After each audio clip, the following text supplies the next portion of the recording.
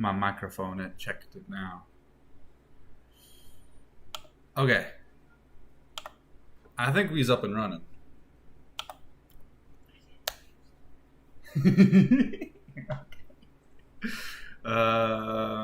No one else is in here. What are you guys even talking about? Y'all sounding crazy. Okay, hold on. I always forget how to do this. Okay, so we got a live stream right here. I'm going to copy it. Copy that link. I'm going to go over here.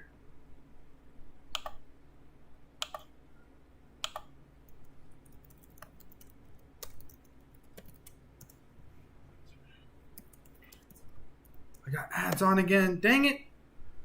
I got ads on again. Give me a second. At everyone. And I'm going to do at my boy Bunk Foss. I don't even know if he's still here again. Is he still here? I hope so. So sorry I'm late, but I am streaming right now. And then boom, boom, boom. Send it. And now I'm going to turn off. I don't know why the monetization keeps getting turned on. I feel like I turn it off every single episode. Every single time I stream. Turn it off. Save. There we go. Maybe it's because... Close. Hold on. That's my boy Tommy right there. He's here. It could be because I usually turn it back on whenever I post the stream as a video for my channel. I usually turn it back on again. So I guess, I don't know, maybe that's why. I don't know. I'm not a nerd. That's not true. Okay. So this isn't going to be what we're doing for the actual stream. Y'all are just going to have to bear with me a little bit. But we're gonna get to the main point of this stream in a second. But real quick, we're gonna do a little bit of a side quest.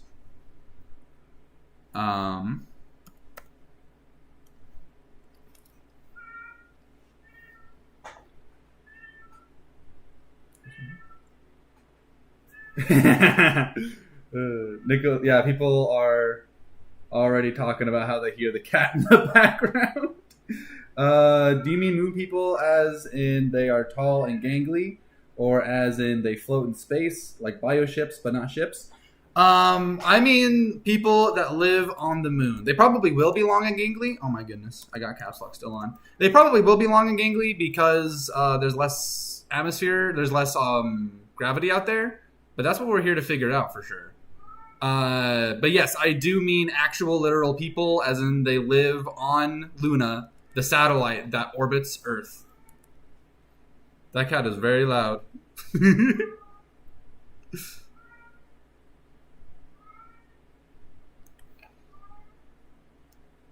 But real quick, so I've been posting various versions of this map, the one that I'm tracing right now, on my Discord. I've been doing that for like about a month, maybe, ever since I posted my last Biopunk project video.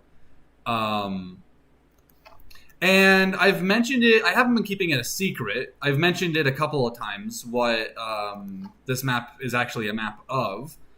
But since I'm going to be tracing it for a little bit here, I will talk about it in greater detail.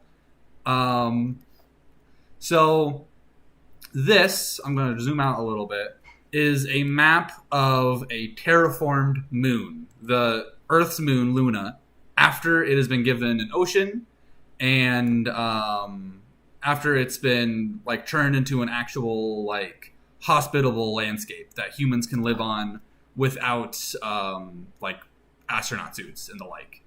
And I've been doing a bunch of stuff. I'm gonna go over here real quick. I've been like breaking it out into a bunch of different countries, with a lot of stuff going on here in the middle with that's the Sea of Tranquility, which I have reimagined as a war-torn hellscape.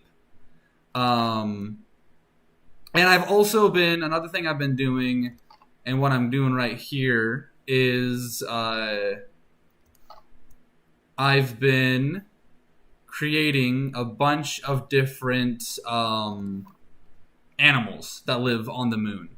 And I've been using, I'll just show you one of them real quick. I've already been showing this one off. And then I've been using the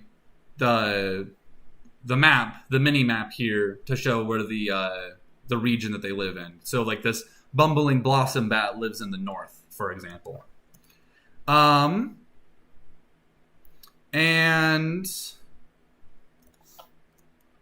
real quick, I'm going to break the map apart a little bit, and I'm going to like break it into a bunch of different like regions, basically, like different biomes, different environments. Like I'm going to have and I've already got it sort of worked out in my head, but I'm going to get it a little bit more formally structured. But I'm going to split it up between tundra, cold desert, and frostland. And no, sorry, shrubland. So like places with really tall foliage, places with really short foliage, and places with no foliage at all is the gist of it. And I'm going to use that as a...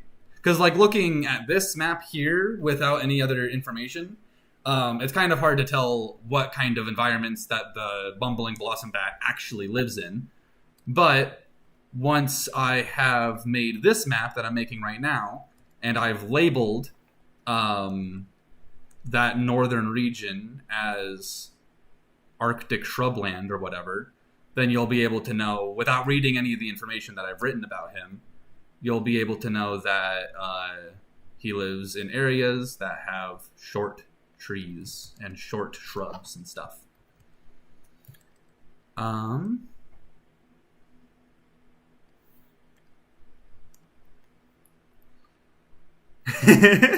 Broscat has something to say.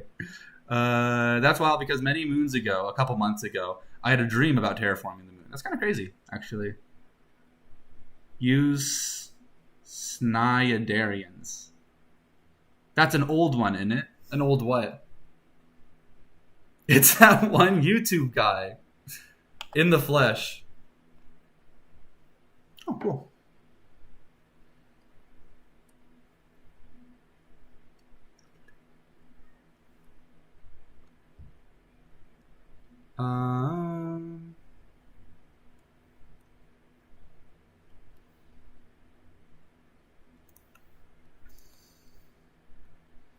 And the idea that I have with the animals that I've been drawing and writing stuff about, obviously I'm still going to mention them in some of the regular videos, but for a long time I've had, probably for like 2 years now, I've had a Patreon, but I haven't really had anything to offer as far as like exclusive content goes. But I think what I'm going to do with it is I've been writing these, they're basically like bestiaries for a whole bunch of the different animals that live. Right now I'm writing about animals that live on the moon, but soon I'll be writing about animals that live on Mars and on the Jovian moons and on some of the alien planets that humans are going to branch out into as well.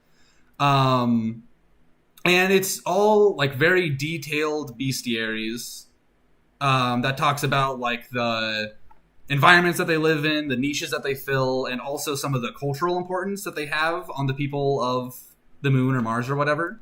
And it's a whole bunch of stuff like that. And it's way greater detail than I would ever be able to get into an actual video.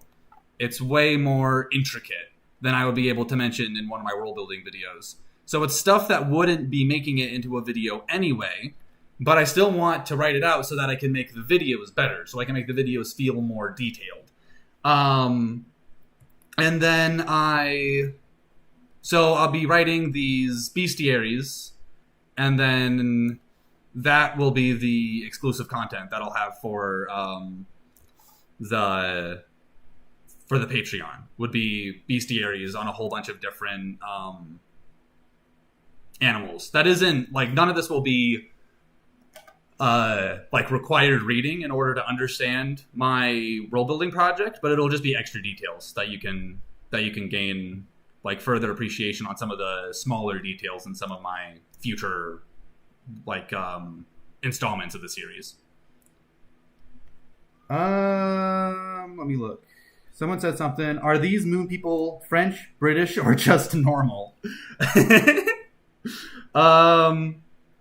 Yeah, well, there are definitely not any French, and there's definitely not any British people. One thing that all of this will be mentioned in the next world building video that I do, but I'll spoil a little bit of it here.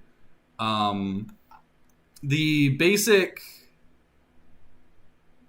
foundation of my sci-fi thing is that in the not so distant future, humanity will basically go to war, and so I don't think it'll be a nuclear war, because that would cause a lot of problems for what I have planned for the future. But it'll be some kind of war that mostly targets the rich and influential countries, places like America, China, Russia, all of like the big names that you think of as world superpowers. Those are the main primary targets of this giant world war. And because of that, they have been inexorably damaged. They've been basically entirely wiped off the map. And the places that they once occupied, like the continental United States, will be replaced with a whole bunch of smaller, what used to be less important countries on the global scale, will now become these giant political superpowers. Like one of the ones that end up occupying the continental United States is a whole bunch of sovereign Native American countries will start doing it. We'll start we'll actually basically land back becomes a real thing. But at the same time, there's also a group of separatist extremist Mormons that have taken Utah and Nevada. And they kind of have their new Zion actually becomes a thing. So it's kind of a little bit of good, a little bit of bad type of deal. And also a lot of bad because everybody's dead now.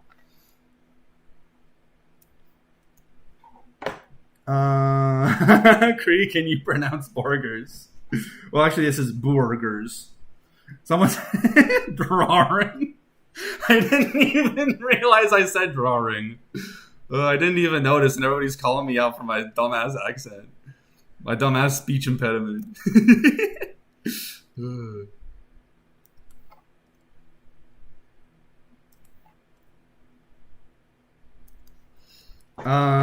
That's so real. Cataloging articles can become an obsession very easily.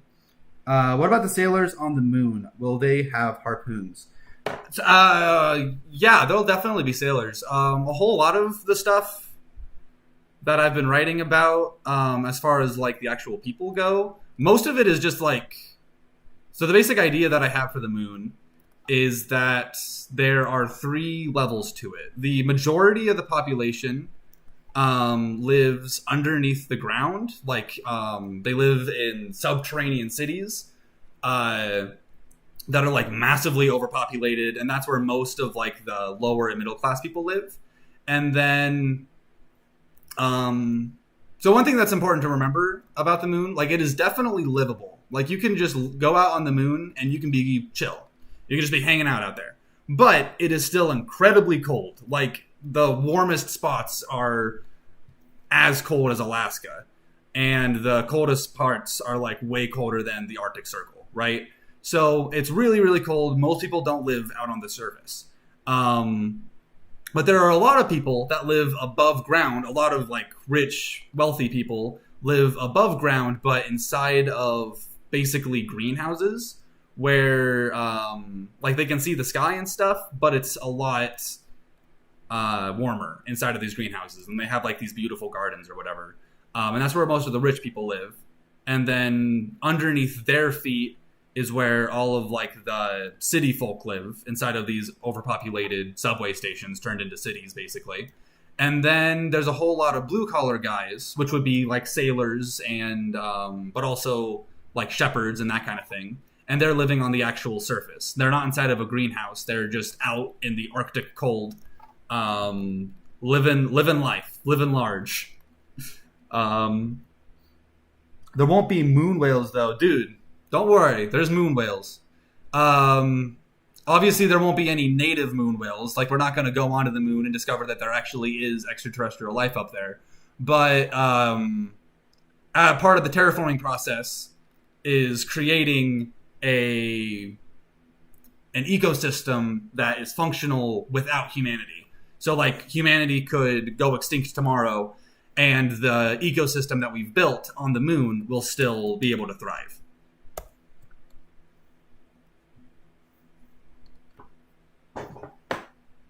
Cree speech therapy arc 1. Cree, this moon just sounds exactly like your homeland of Canada. When will the Canadian slander end? Oh, you know what's not going to help my case? Here, some of the places on the moon are Canadian. Like this dark sort of dark brown area here called Morisset is a Canadian territory. Over here, New Van is a Canadian territory, and I think there's one more somewhere. I don't know, but yeah, that definitely isn't helping my cause. Going out of my way to add a Canadian territory to my biopunk project. So, is Earth currently abandoned? No, Earth isn't abandoned. And Earth at this point, because everything that I've been talking about with Earth being like destroyed in a third world war, that's all stuff that happened probably at the end of the 21st century, somewhere around the year like 2099 or something. So all of that happened in like the 2000s, in the third millennium. And most of the story is going to take place at the soonest is going to take place in the 4000s. The last story with Dewberry in it took place in the year 9079. And this one is going to take place probably in like the... I think this one takes place like in like 44, 84 or something like that, if I'm remembering correctly. So real quick, I think basically this entire middle section. So this whole area with, hold on, let me look at. Okay, so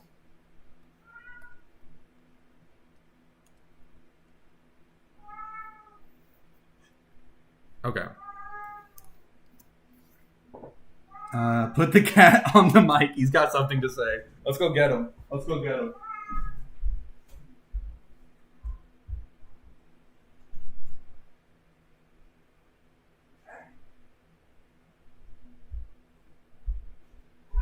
You can hold him.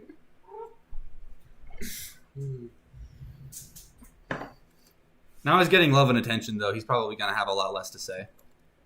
Maybe not. I don't know. He's calling like a madman.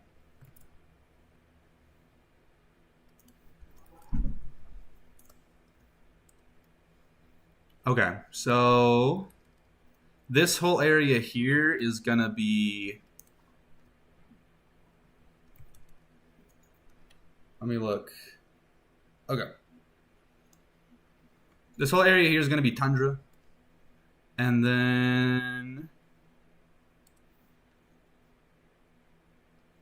What the hell? Okay.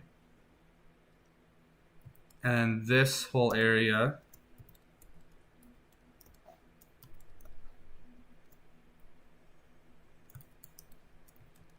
There should probably be more tundra though, shouldn't there? Okay, I'm gonna start. I think it's about time that we actually get started on the main event today. How do you guys feel about that? Let's start drawing some actual...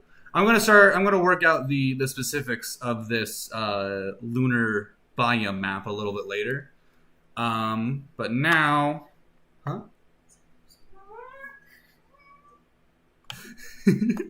So right. But let's start working on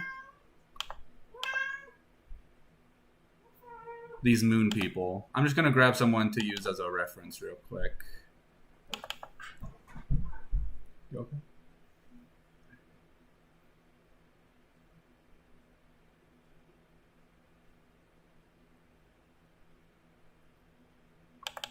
I'm just going to use Carlos.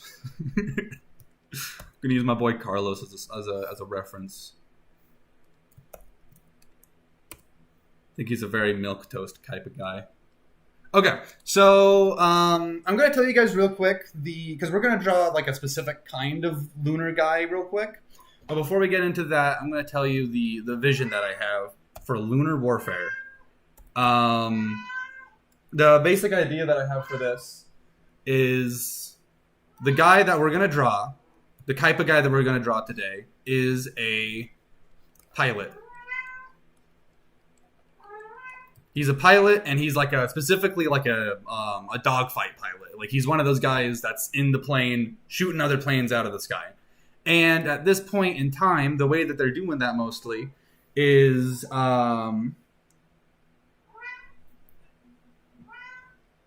and why is your cat? My cat is so loud because he's convinced that he's starving, even though we fed him literally 2 minutes ago.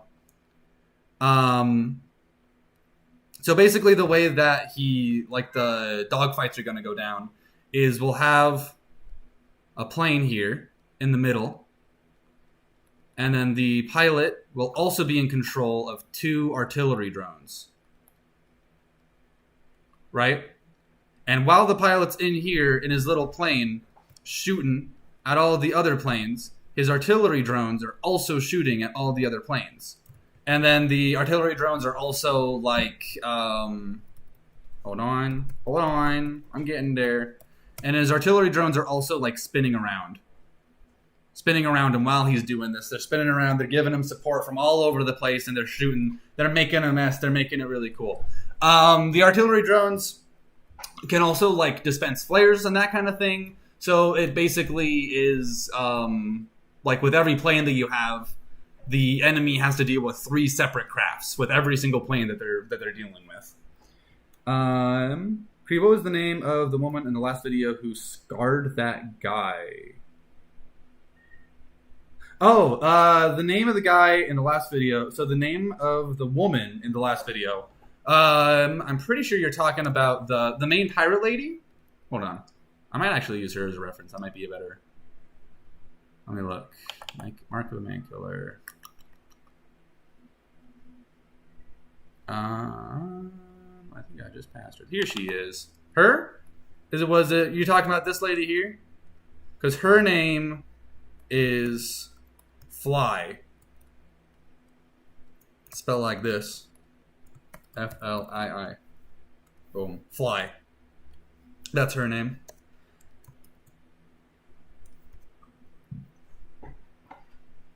Like a bowl of hell. Exactly like a bowl of hell. Yeah. So, I came in the middle of a yap session, I see. Lunar Warfare is just straight up a bowl of hell game. Real. Yeah. No! My boy Baroness von Murderpillow has to go, but they don't want to go. You will be missed. They fly now.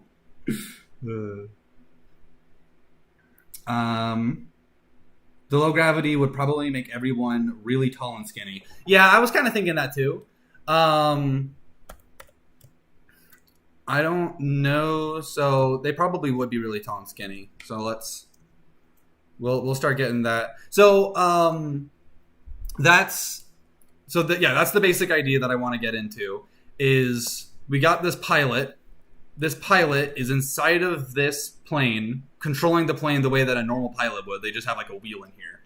But he's also controlling these artillery drones remotely. He's controlling them remotely. And since this is a biopunk project, I thought it would be really cool if we had him controlling them like this, basically. Like he would have a couple of buttons here implanted into the skin of his neck, and then when he held the button down with his little hand, He would hold it down like, as you do, and then he would give the drone a command. He'd say like fire or whatever, and they would start shooting. And the two buttons would be they would be programmed to respond to a specific drone. So he would have this button over here for his left gun, and he'd have one over here for his right gun. And then depending on which drone he wanted to do which thing, he would click either one of the buttons. I actually got those backwards, but you get it. This would be his left, and this would be his right.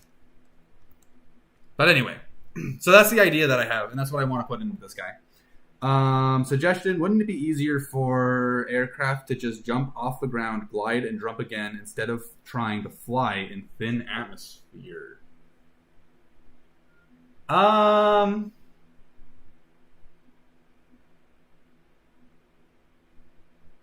don't know. I don't know enough about aerodynamics to answer that question. I do know that at this point in the lunar history, the lunar atmosphere isn't nearly as thin as it used to be. It is still really thin, which is why it's still cold up there. But it's not nearly as thin as it is today, because this is after it's gone through quite a lot of terraforming. And obviously part of that terraforming would involve putting a lot of stuff inside of the atmosphere in order to make it thicker. Well, in order to make it breathable to a human. So I don't know enough about aerodynamics to be answering this question with any actual certainty. But I imagine an atmosphere that's thick enough for a human being to breathe in would also be thick enough for a plane, an aircraft of some kind to fly. But I don't actually know nothing.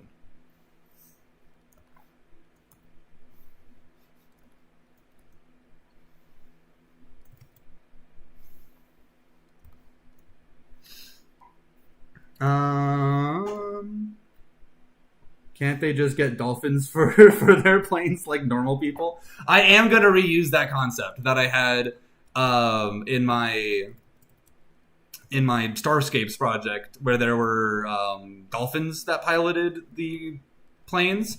I am 100% going to reuse that idea for this project as well.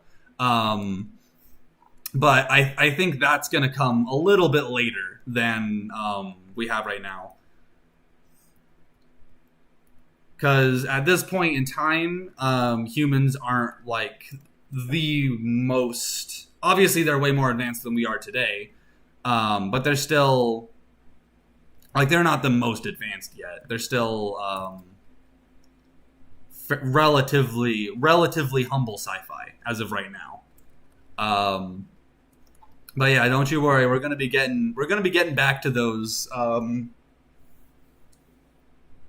We're gonna be getting back to those pilot dolphins in not too long.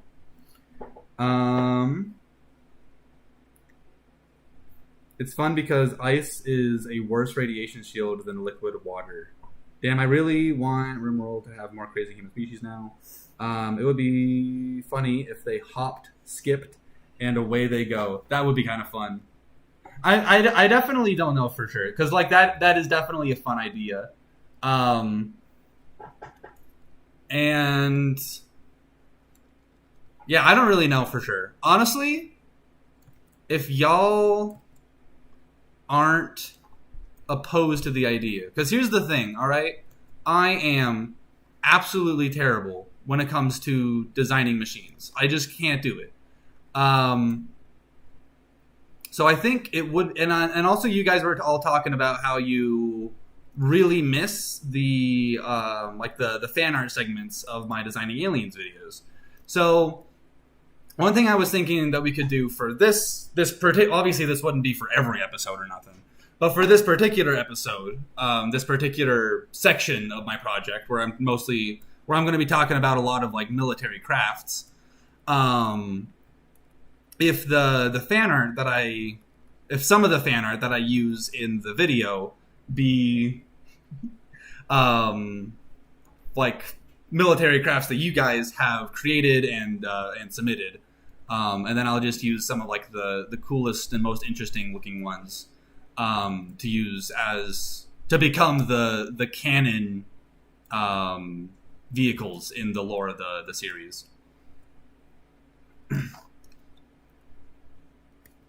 So if you guys make a really cool looking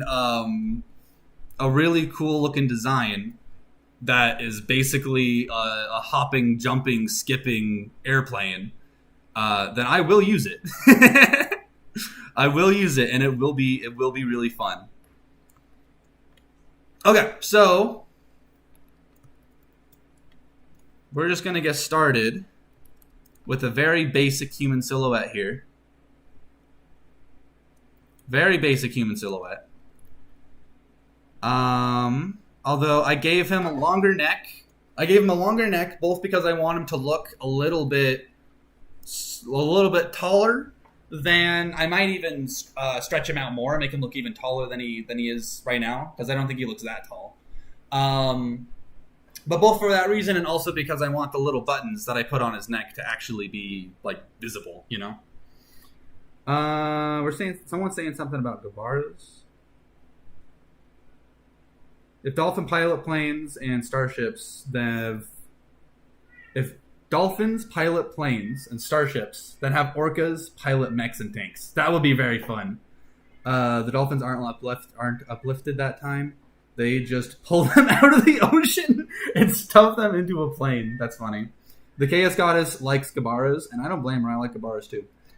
Also, by the way, the jumping planes aren't based on anything real. I just like the idea of grasshopper vehicles. Yeah, and that's really cool too. And I do think that would maybe make more sense if it was like if those were the kinds of vehicles that you see inside of like an asteroid mining company, being little like grasshopper cars that jump from asteroid to asteroid kind of thing. But I don't think it would, especially because with my project, I'm not doing a ton of scientific research for these. I'm mostly just following the rule of cool and listening to the amount of sci-fi knowledge that I just already have. But I'm mostly just following the rule of cool. So especially with that, I definitely don't think a grasshopper vehicle would be out of place on the lunar atmosphere. Wallace Sleeping Tank. Google it. It was actually proposed. I wish I could draw. That's so real, Orborcher. I wish every single day that I could draw. Do some people try to use antique vehicles, as in this far future? Yeah, I'm sure they do. Is a hopping airplane just like a bird build? Probably. Like where it has, like where it enacts like actual legs to stand on. It probably would be like that.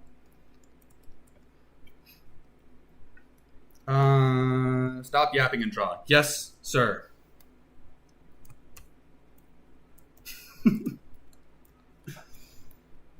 They hit me with the dog commands. Okay.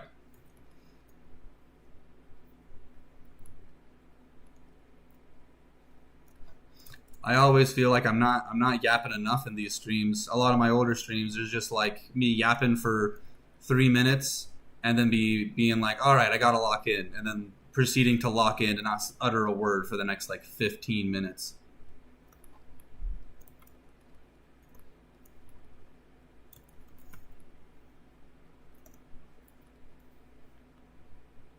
But you're right.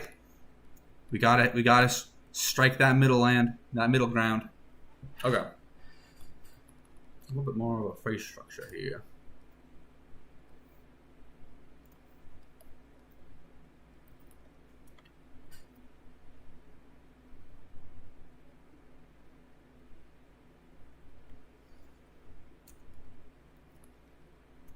Okay.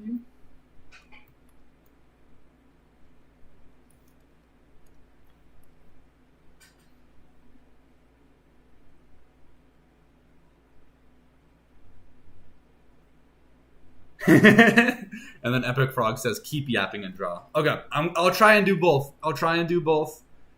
But I make no real promises.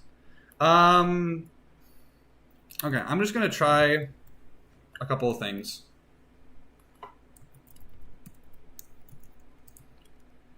So I'm going to try making them longer. I'm going to try making them longer and taller. I mostly want the real long, real tall look to be not necessarily reserved, but I want it to be especially apparent in people that live on asteroid belts. Because I'm going to have a lot of people that live on asteroid belts. I got a lot of ideas for that particular section of my world. But I don't want them to look like unremarkable just because everybody else, like all the people that live on the moon and also Mars also happen to be long and willowy. So like this might be a little bit too much. I might shrink. I'm going to extend the body because I still think it's a little bit too short. But I might extend the body and shrink the neck.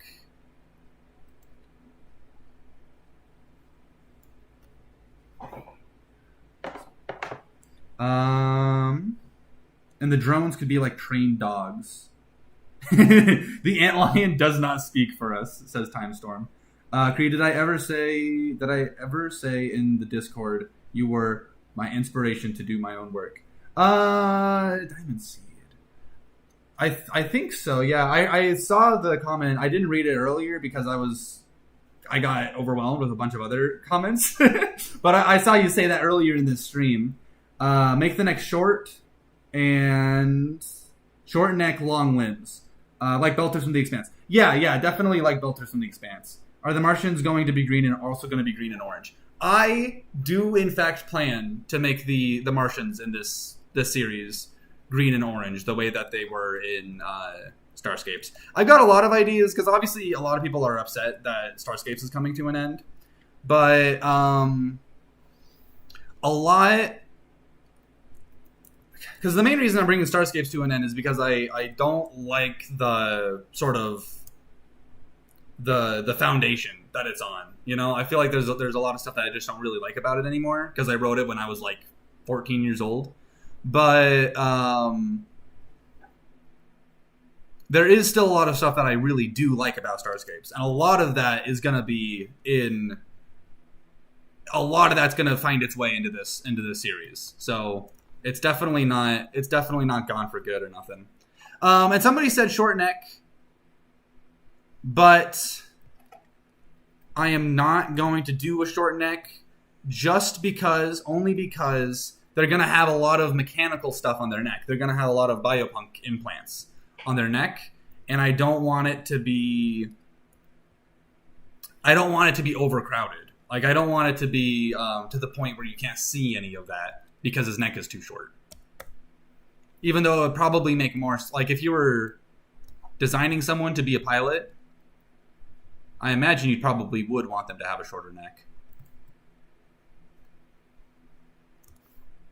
Just so they can kind of handle them G-forces a little bit better. Why are the Martians green? The sun is weaker over there. Shouldn't the Venus guys be plants? Yeah, so I don't know. Maybe. Obviously, I mean, everything's still a little bit, is definitely a little bit subjective. Everything's a little bit, it's not set in stone yet, is what I'm getting at, I guess. So the reason that the Martians were green in Starscapes is pretty much just because the Martians were the first ones to think of that idea of turning their skin green in order to drink up that precious photosynthesis, which obviously isn't a real reason. That's just because the only reason that they're green in that series is because I wanted them to be green. But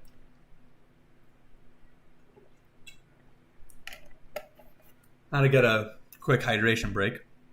But yeah, it probably would make more sense for the Venus guys to be green in this one. So maybe I'll have the Martians be red. Well, I guess more like orange. And maybe I'll have the Venus guys be green. Maybe that makes more sense. And then that would make... Because as of right now, I do have a few ideas for what Venus is going to be like as a setting. But I don't have many ideas for what the people that live on Venus are actually going to look like or anything. So maybe reserving the photosynthesis stuff for them would be a better idea. Okay. You never see biopunk much in media, except when it's really damn gross, like Scorn. Yeah, that's definitely true. I'm not necessarily going for not gross. I don't think I'm going to make it. I think most of it is going to be pretty much neutral. Like this guy that I'm drawing right now, he's probably going to be pretty uncomfortable because he's going to have a bunch of like wires and stuff coming out of his skin. But I definitely don't think that biopunk has to be like inherently gross or anything. And I think I think it can be a lot. Like it has the potential to be significantly less gross than like cyberpunk is. You know what I mean? Because in cyberpunk, you're doing all the same stuff as you are in biopunk, where you've got a whole bunch of like mechanical implants or whatever. But those implants are made of like metal and wire instead of being made of like plant material and bone or whatever. The optimal pilot is that guy who put mayonnaise in his hair. Can't get a whiplash if there's no neck to whip. Yeah, that's pretty real. New command: locate the closest fruit and feast upon it. Give them vitamins up. Inside sources tell me Kree is drinking white cranberry strawberry juice. What? How would you even know? Are you able to make a Viltrumite with Gene? Girl, what the hell are you kids even talking about? Viltrumite. A Viltrumite from the is a highly advanced alien race of extremely powerful humanoids. Okay. So, like, are we able to make superhumans? And that's actually an interesting question. I was thinking, I don't know yet. It's a little bit early to tell, in my opinion. But I was definitely thinking, like, just a couple of weeks ago, I was thinking if there should be any kind of superhumans or anything inside of my project. And if that would be kind of a weird introduction to have, or if that would be kind of cool to have superhumans in it. I don't know yet. I don't know for sure if I'm gonna. But we very well might. Okay. I'm gonna throw a question out to you guys. What should we do about his ears? Should he have anything at all that's notable about his ears, or should he just have regular ass ears? You know what I'm saying?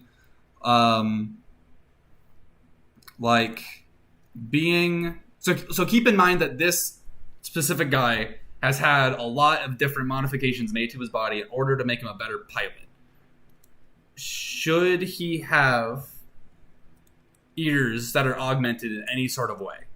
Like, should his ears be bigger? Should they be smaller? Should they just not have any notable change at all? I don't know. That's why I'm asking you guys. Closer together.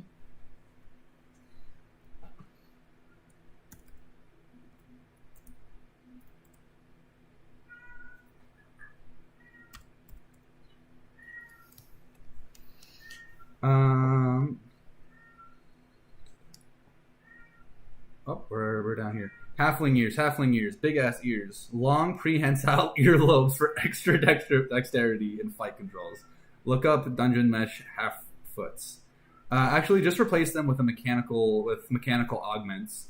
They are always big enough to reach the off-screen area, so they increase in size whenever the shot widens.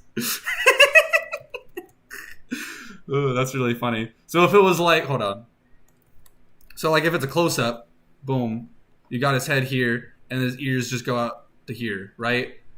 But if it's a wide shot, and we've got like the horizon line, and we got like a little house over here or whatever, and then he's standing right here in the middle, his ears are going to be going like this. That's a fun idea. That's for you, not for me.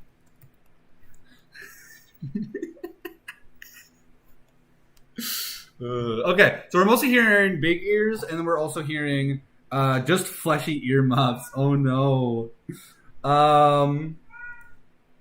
Okay, so we're mostly hearing long ears, but we're also hearing something with them that they should be like mechanically augmented. So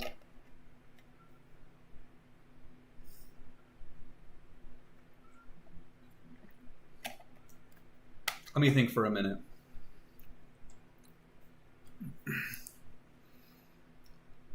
Okay, so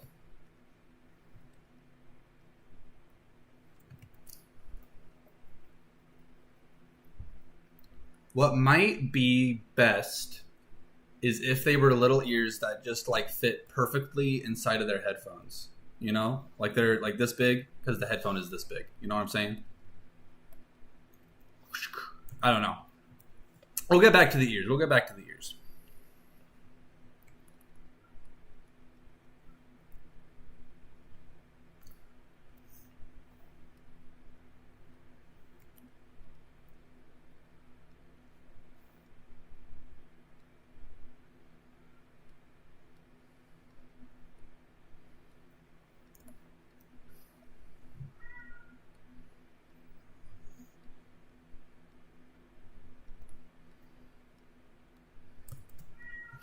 Okay. And one thing I think I'm going to do, I'm going to grab a little reference for this.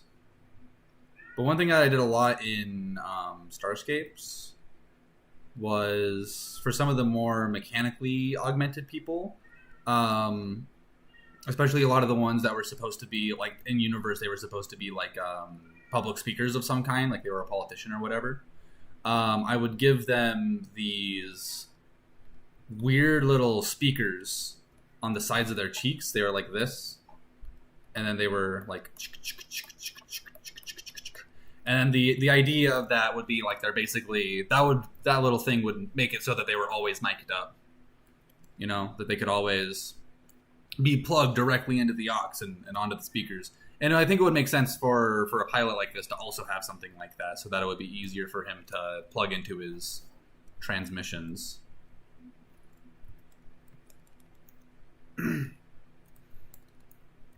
Maybe that's what I should have for his ears.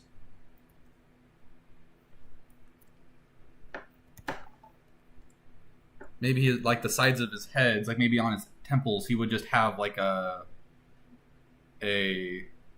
aux plug-in that he could just plug the intercom directly into his skull.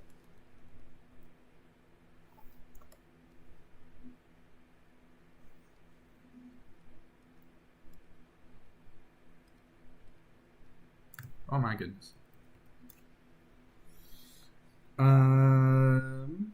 Did they have to make the noise? Yeah, you gotta make the noise. Otherwise, you don't know if it's working, you know?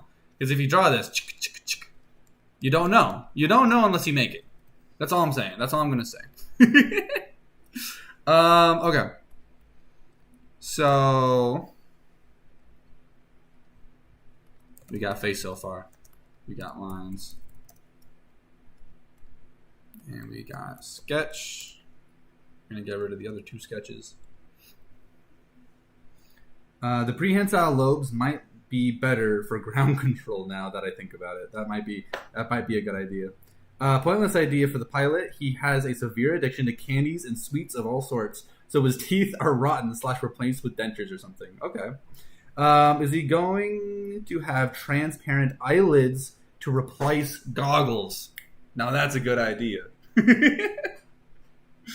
Yeah. So would it be like a camel kind of thing, where like he has regular eyelids that can close so he can like go to sleep or whatever, but then underneath, so he has the eye, and then he has this transparent set of eyelids, and then a normal set of eyelids that go over top of the other ones, so he can close his actual eye if he wanted to, or if he can just close the transparent ones. I think that's a good idea. I think that's a really good idea. I think I'm going to have him do that. The chins just have to gab to plug the microphone into. Is he going to have... Yeah, okay. Well, one of them would be pointless, cruel, so the choice is obvious. Imagine double set with the opaque and transparent ones. Yeah, okay. So that makes sense. Okay, so I'm going to start sort of putting in some of these more augmented ideas. I'm going to grab a reference real quick. I think it's episode 6, maybe? Yeah, right here. This guy. Got this guy right here. Okay. So... boom,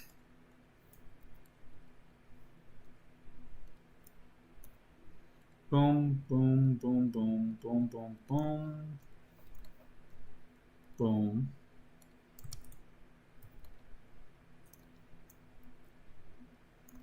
Okay. So, and then we're going to plug you in like this.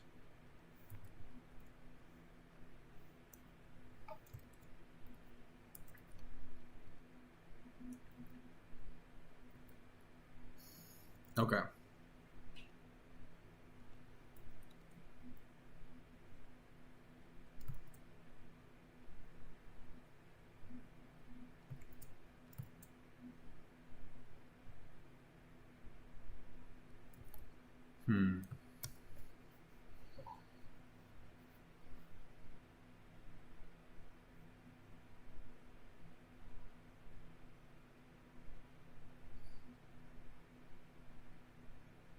The cheek should have an adapter to stuff a megaphone into. Yo, can I write about this for my English paper? What could the topic of your English paper possibly be for this to be an acceptable topic? So yeah, if you tell me specifically what the topic of your English paper is going to be, then you absolutely can.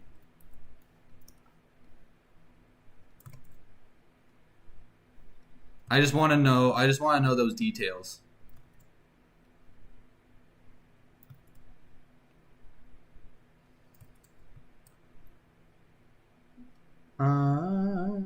Just make his mouth a speaker. I definitely could, but I don't know. I kind of like this idea. I'm just a little bit partial to it. I think it looks kind of cool. I tried, when I originally drew that image, I was trying to think of like augmentations that would actually make sense for a person to maybe have. And I feel like this was a good example of one. Like, I feel like it actually makes at least a little bit of sense why someone would add a giant speaker to their face. So let's start moving it.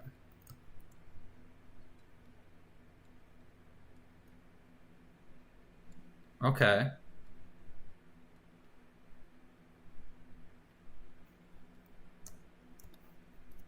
If I did this, hold on.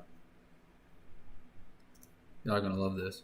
If I did this, he would look like an alien with big bug eyes. I'm not gonna do that. Okay, so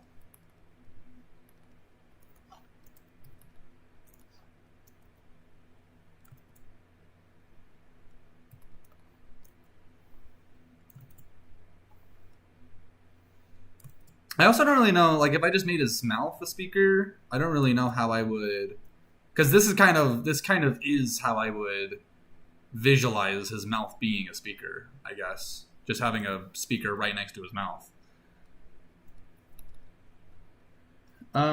Make his lips transparent. Might have heard that makes people speak quite clearly. Would the transparent eyelids also have eyelashes? Wow. The real answer should obviously be no, they don't. But the answer that I love more than anything is yes, they absolutely should.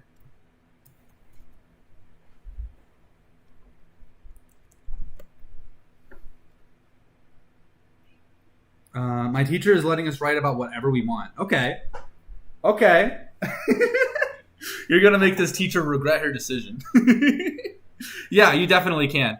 Why? So, what would you say? What would you say about this? You know, like, what would be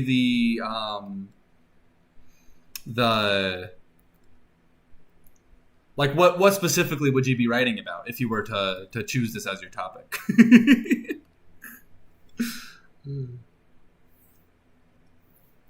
Edit stroke on the inside, make it 2. Because, you know, I just gotta know. I'm just so curious. What if they gave him Falcon/Eagle eyes to help him see better, to spot enemy pilots easier in case the ship was not working properly, like his targeting system was broken? That's a really good idea. Make the lids get dusty. Oh no! They constantly, like, you're talking to your friend over the radio and he's like, hold on, give me 1 second, I gotta dust off my eyelids real quick. Yikes. I'm deeply uncomfortable with the vibes that we've made in the studio today. Good job, boys.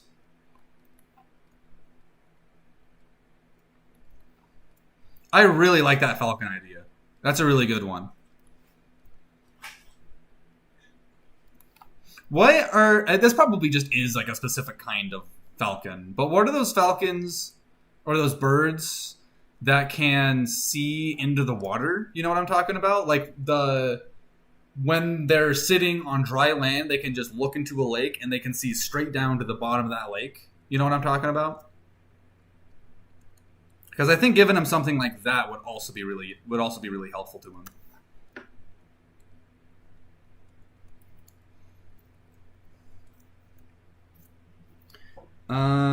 The third eyelid is called the nictitating membrane and is found in most mammals. We lost ours. Your cat has one too, and it doesn't have eyelids. Okay. We even have the small red spot in the corner of our eyes where it used to be. Oh, okay. Like what the tear duct is? Interesting. I didn't know that was related to our missing third eyelid. Make his eyes able to pull a telescope, move, and extend forward. Oh my gosh. Mr. Fantastic Ass Biology Time Storm real. Osprey. Yeah, that's totally what it is. The Osprey. My boy Dino Guy says, hey, yo, I have an idea exactly like this. Okay. And Tommy says that he'll write about the mark of a man killer. Maybe if I'm lucky, the teacher will give me an independent reading grade. But I doubt it, though. Independent reading grade. So does that mean that... Oh, so, okay, yeah. So you would also, in addition to writing to the grade that you would get on your paper, you would also get a grade for... And you also read a book that I didn't tell you to read. Good job, kid. Yeah, that'd be pretty cool. Yeah, writing about Mark of Mankiller would be pretty cool. I don't know if you're on my Discord or not. But if you're not, you should join my Discord and then let me read your paper after you've read it, after you've written it. I would love to. That would be like my first. That would be my first review. My first literary review. And then no, okay. So yeah, I really like the Falcon / Osprey idea with his eyes. Would the guy have... I'm gonna get expelled, says Tommy.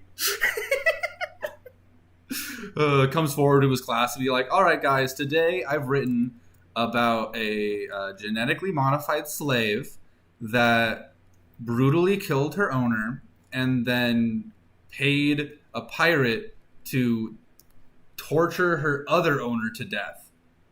How do we feel about that?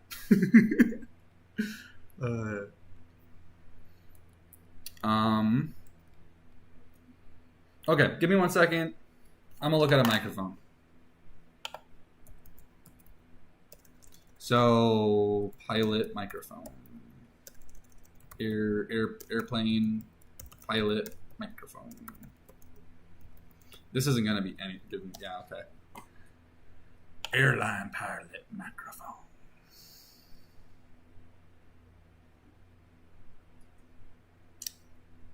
Okay. Okay, so this would then have to plug into something.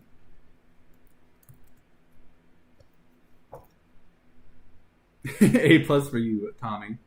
Would the guy have some type of cushioning in his rib cage for his organs to handle G-forces better? Yeah, that's a really good idea. Something like the interior exoskeleton layer of spiders that lets them fall and not die. Um,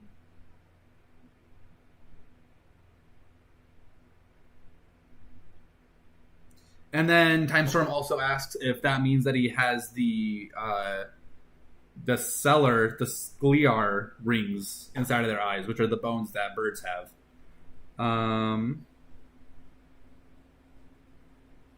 in case he crashes, he could have an airbag or something inside of their skin.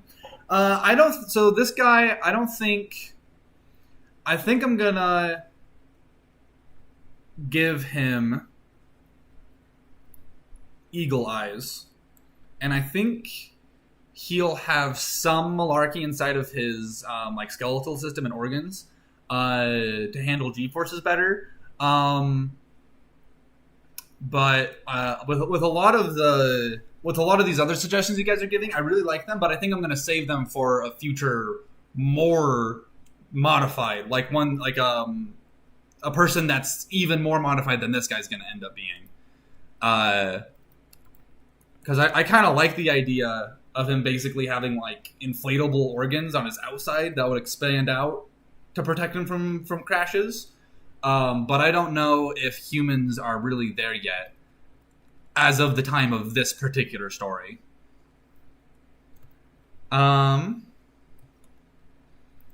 So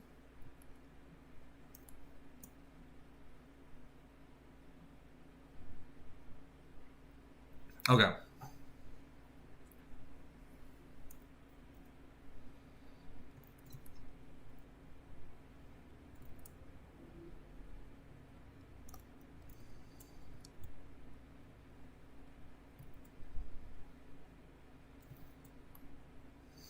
Hmm.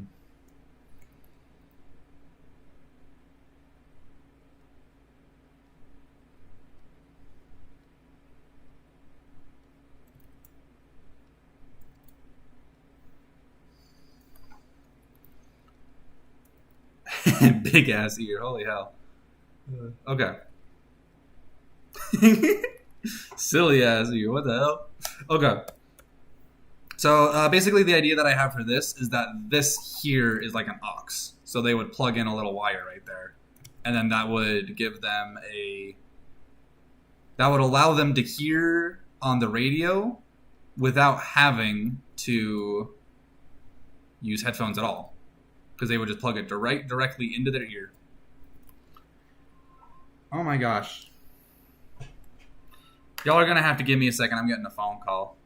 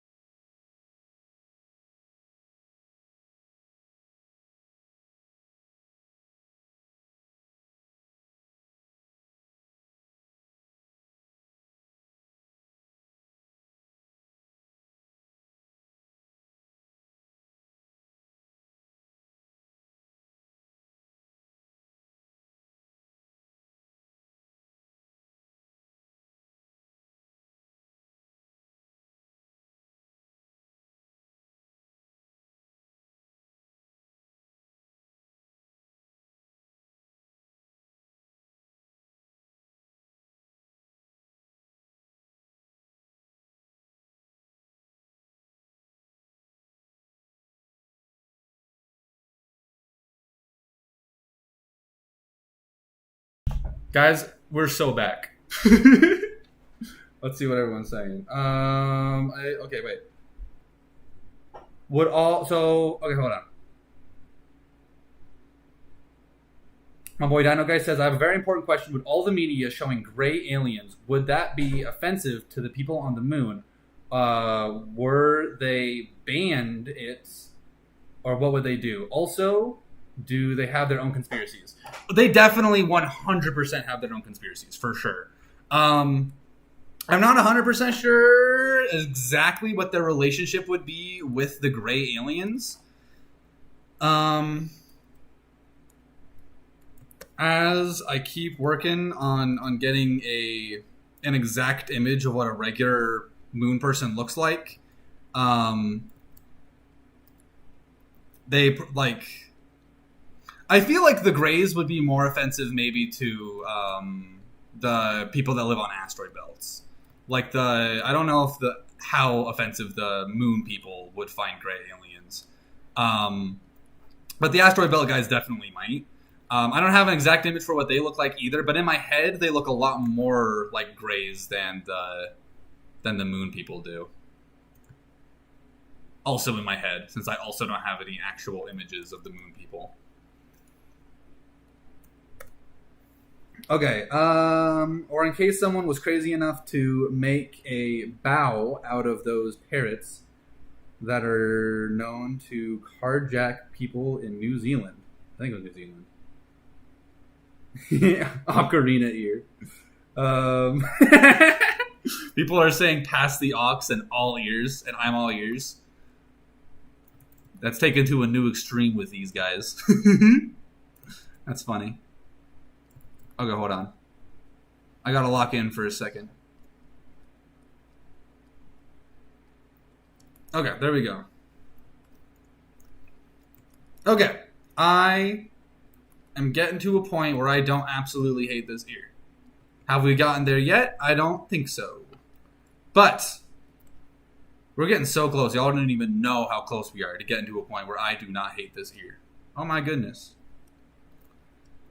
Lunging the hell out of me. Okay, there we go. As punishment, people can have echo ears attached that constantly make sounds louder and repeat themselves as torture. Oh my gosh. Ooh, that's a crazy idea. Yeah, because that would be like, because obviously even just in like the modern day, there's a lot of people, like there are a lot of people that use sound torture, just like in the modern day, in a time where you could, like it's pretty easy to cover your ears. Obviously that's not going to help you too much if you're just like surrounded by noise all the time. And you can also kind of, to an extent, sort of start to tune the sounds out. But yeah, if you had an aux that went directly into your mind, that brought sounds directly into your mind, that would be like a horror show kind of torture. That would be crazy. That's a good idea right there. Are there still wallabies on the moon? Yeah. Is Ceres the HQ of the asteroid people? Ceres. Hold on, let me look. Ceres is a dwarf planet. A dwarf planet in the main asteroid belt. Okay. That's kind of the first. I think I've heard of Ceres before. I didn't realize it was a dwarf planet right in the smack dab. I thought that was probably one of Jupiter's moons.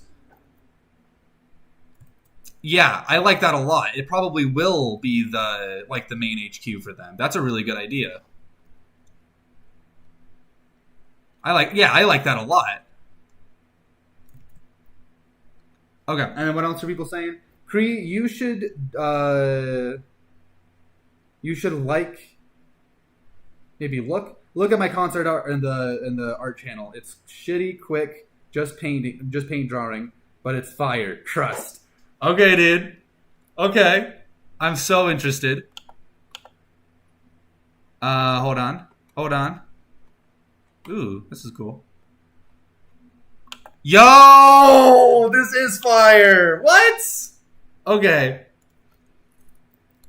See, this is what I gotta do. I just gotta let you guys draw for me. This is awesome. Yeah, look at that.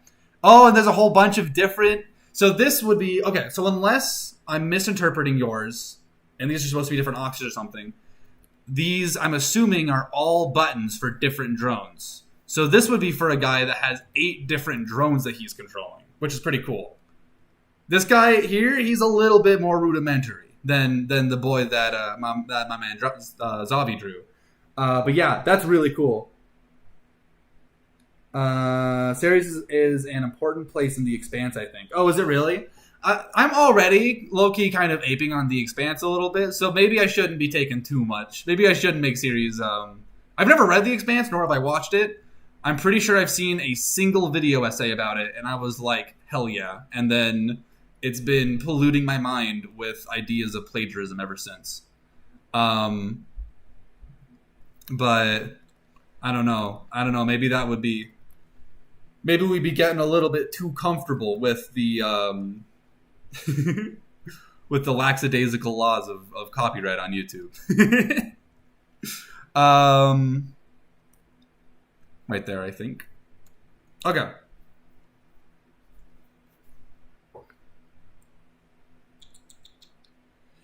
So, hold on.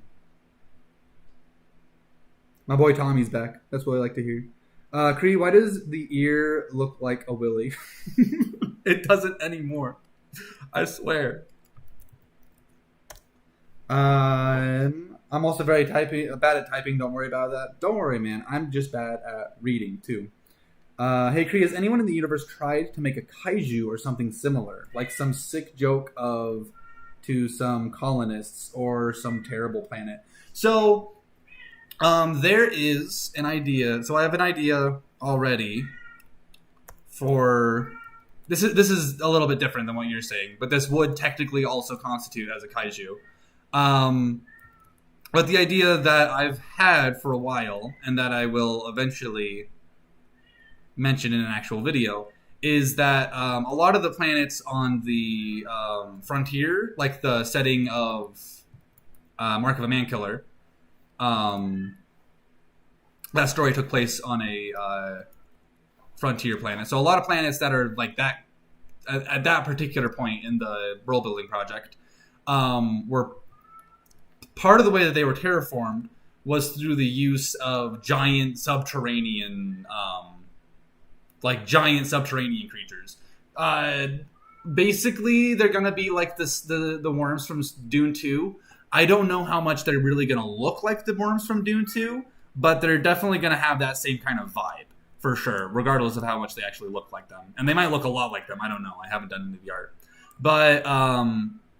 But they're just giant subterranean creatures that are, like, running around making a mess. And they're also turning the sand into a fertile topsoil while they're going around making a mess. So... I thought I was centered with everything. I guess not.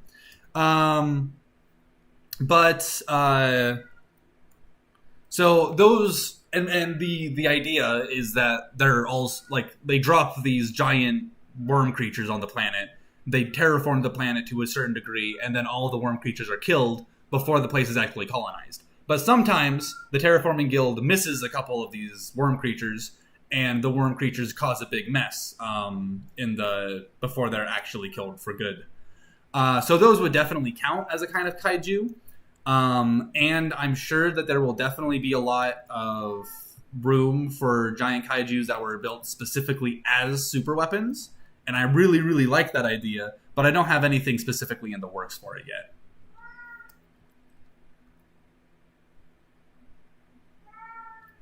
Okay.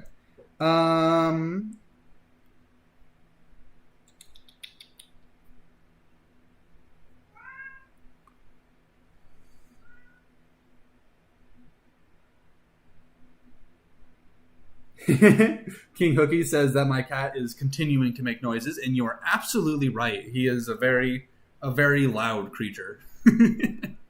I'm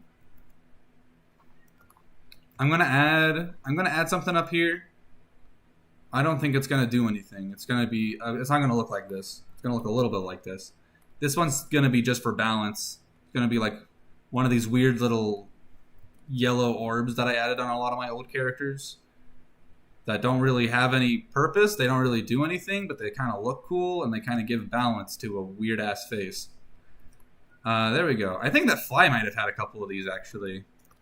No, she had the square things, which is a little different, I suppose. I don't know, man. If you can low-key take the whole-ass base concept of Dune and put it in Starscapes, I think you can take a vague concept of series as an HQ. Yeah, you know what? You know what? Now that you say that out loud, you're absolutely right. Because I'm gonna. Well, I mean it's not like because well, obviously I'm also taking other stuff from Dune because Dune is so influential that it's kind of hard not to. But like whatever the worms end up being in this, they're going to be very different than the worms in Dune. But yeah, I mean they are still going to be like giant, scary creatures that live underneath the ground and make a mess of the colonists trying to live on these desert planets. So yeah, that's a lot more specific than just someone building a base on Ceres. Do the Boon people feel a connection to the other moon dwellers compared to planet dwellers? I think it's low-key a little bit like the opposite. I think that the moon people... So I think that basically everybody else, all of the other people that live on moons, like the people that live on like Europa or whatever, are kind of find the people of the moon really obnoxious because the people on the moon call the moon the moon. They don't call it Luna. They're like, it's the moon. We are the people of the moon, and everyone else is just on their own rock, you know? So the people on Europa are like, well, we're also on a moon, so why can't we call ours the moon? And people actually know what we're talking about. And then like that's kind of the basis of like a little bit of a petty argument kind of thing. And then I think that kind of grows into being a more serious conflict. You know what I mean? My boy Depressed Antlion, he's always talking about how I'm such a yapper. He's not wrong either. Like, who can even blame him? Because I do be yapping. I do be yapping for sure. Okay. So we're just going to get the rest of this face in. The rest of this regular-ass human face. Oh, and there's also the point that in my universe, at least, in the way that I have it planned out, the moon, the Earth's moon, Luna, is going to be an incredibly influential point of like stellar commerce, because it acts as basically a trading hub between Earth and the rest of the planets. So while most of the other moons in the solar system are sort of a little bit of a backwater, the moon itself is very, very prosperous and very wealthy. So I don't think that they're going to have too much kinship for each other. I think that the other, like the Jovian moons, are going to have kinship with the Martian moons, for example. But I don't think that the moon is going to have too much of a kinship with Europa or one down on the left, or either of the moons of Mars. What are their video games and movies looks like? What do their video games and movies look like? Do they have something different, or are they still the same propaganda films? Also, does that mean there's like a ton of space games? There probably are a ton of space games, and they probably don't really think of them too much as being Osprey eyes. Hold on. Give me a second. I'm looking up bird eyes. Hawk eyes. Okay. Osprey eyes and hawk eyes basically look the same. So, okay. So the main thing of interest is that they're really round. Okay. So Yeah, they probably have a lot of space games, and because in the last video I mentioned how their movies and TV shows and everything are filled with a lot of propaganda funded by the Terraforming Guild in order to make people more likely to accept government land grants on newly terraformed planets basically by framing those planets as like a cool heroic place to live. And I think that's what you're in reference to here. And I definitely think that a lot of them are going to be like that. A lot of movies and TV shows and video games are going to be like that. Just as in the real world, there's a lot of movies and video games and whatever else that are basically propaganda for why you should join the military or whatever else. But I definitely don't think they're all going to be like that. And I don't think at any point in this universe of mine, this timeline of mine, I don't think they're all going to be like that. There's just going to be a lot of them that are, because the Terraforming Guild is so oh my gosh, here we go, is so wealthy that they're able to make a lot of movies and TV shows, and they're able to fund a lot of stuff like that. Man, this guy looks kind of scary. I kind of like him though. Are there people on the Martian moons? Yeah, I think so. I think there are. I don't think there's like massive populations there. I think it's only a few people. So it's basically just round in there. Like, I think it's the Martian moons are basically just like company towns.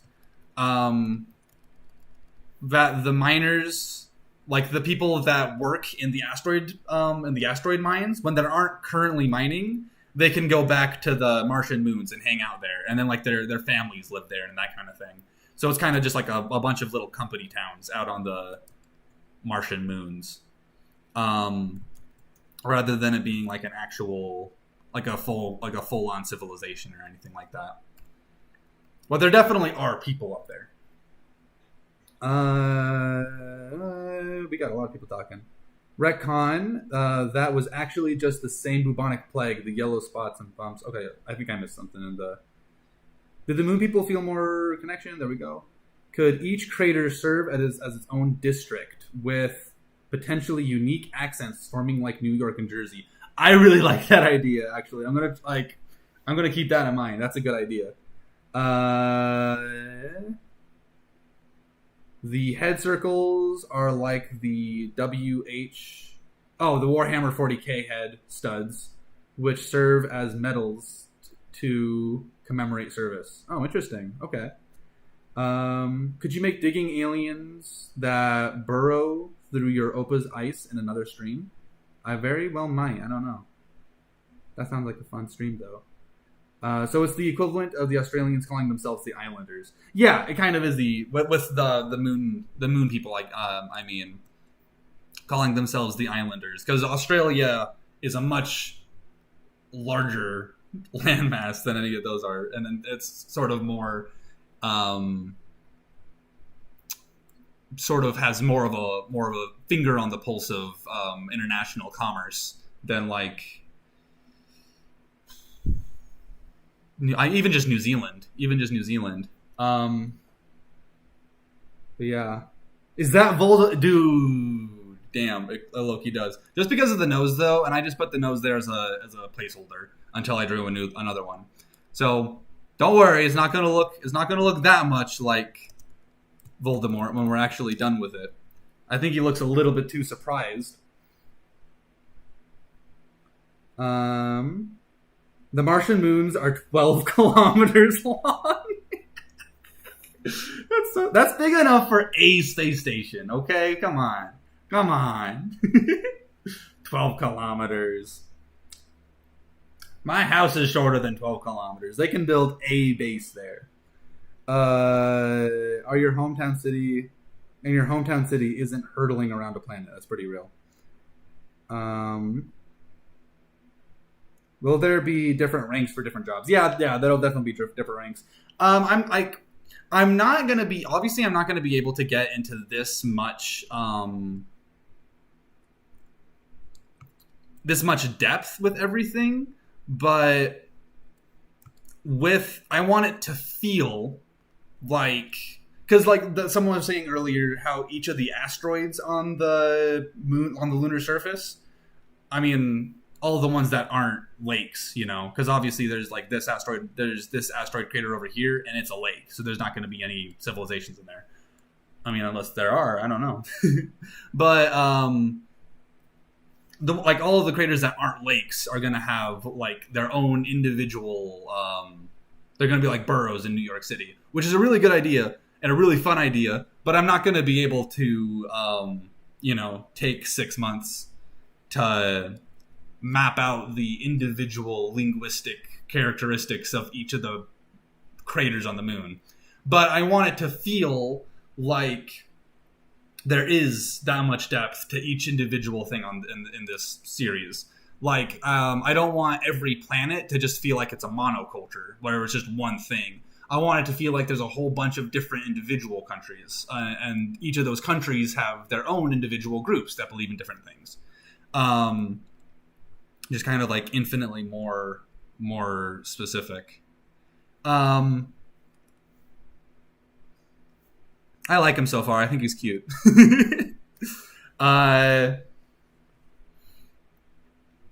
Okay, so I'm going to start drawing.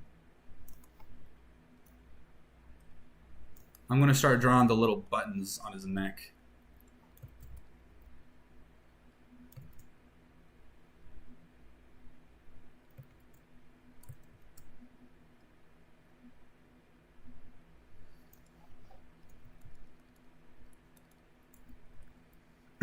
Just little buttons.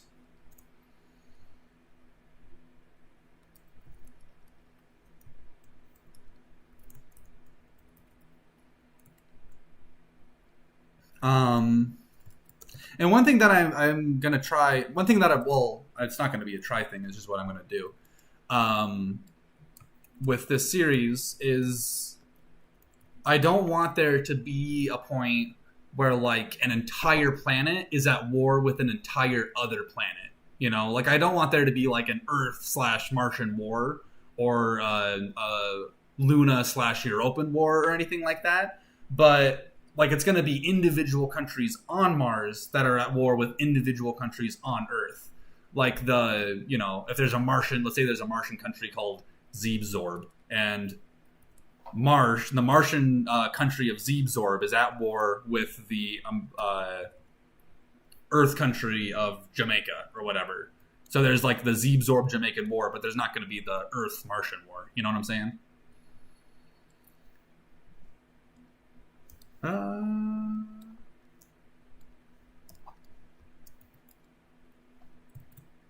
Okay. So as in the Harlow being at the bottom and the recent stuff at the top. Hold on. I didn't know it was terraformed until now, honestly. I thought the craters didn't have water in them. Why is the Interstellar Gardens playlist backwards? The Interstellar Gardens playlist, first of all, with the moon not being terraformed, I mean, that's fair. But you're just because some of the craters are filled with water, there's a lot of water on the moon at this point in the timeline. But just because a lot of the craters have water in them doesn't mean that there can't be other craters that are technically below sea level but aren't filled up with water, like the way that New Orleans is below sea level. Actually, I don't know if it is. I'm pretty sure it is. I'm 90% sure. Because that's why it was such a at risk of hurricanes, right? Anyway,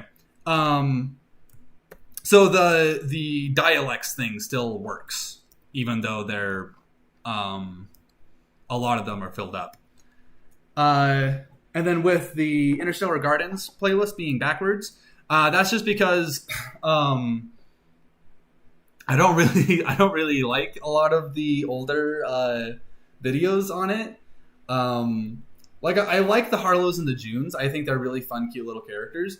But the video that I made of them is just a little bit more rudimentary than I would like. And if someone is coming across the channel for the first time and they're like, oh, let's see if there's any more, and they watch one of the Interstellar videos and they're like, I want to see if there's more cool stuff like this, and they look at the playlist, I would rather they get to those older stuff later and then they're immediately greeted with the more recent videos that I'm really happy with and really proud of. And then it takes them a little bit longer to get to some of the other stuff. Okay. Gonna have to walk in here. Seabsorb is officially canon. Pressing people's buttons is now literal. Best of luck with avoiding Planet of Hats. Yeah, I always forget that there's names for these tropes that I'm talking about. Planets with hats is something that I kind of want to avoid, like it's the plague a little bit with this. Obviously, I mean, it's going to be hard to do that. And obviously, I don't mind if, and I actually would want, each of the planets to have their own stereotypes. Because in order for a place to have a stereotype, that means that there's something interesting about that place, right? In order for them to make a stereotype about it. But I don't want them to be nothing but stereotypes. You know?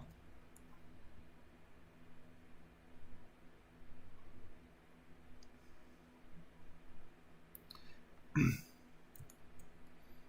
that was also one of the main things I didn't like with the with Starscapes, was that most of the planets, like, their whole thing was they either were or they weren't fascist, and that was kind of the depth of their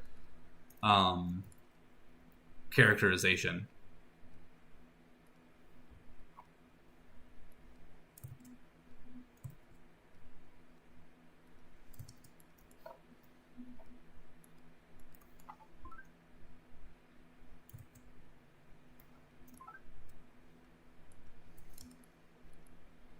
Okay, I stole Flaz nose, and I'm gonna give it to him, just so he doesn't look like Voldemort no more. There we go. This is kind of silly, with it being the only part of him that is more detailed. I might just still keep the Voldemort nose for now. Okay, so let's start getting 1, 2, 3, 4. Some of these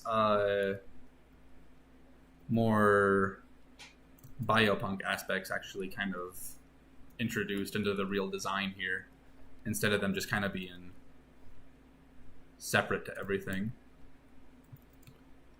Okay, so he's so cute. I like him a lot, actually. He looks like he's just so surprised. He looks like he was not expecting us to be here. Like we interrupted him in the middle of something. I don't think that's anything. Okay, so we got a speaker here.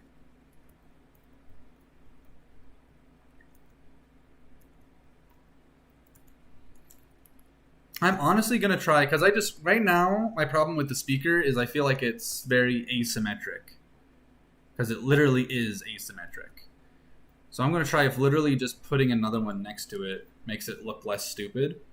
And I don't think it does. Maybe it's just too big. Let me try something. So the main thing that I want to do right now is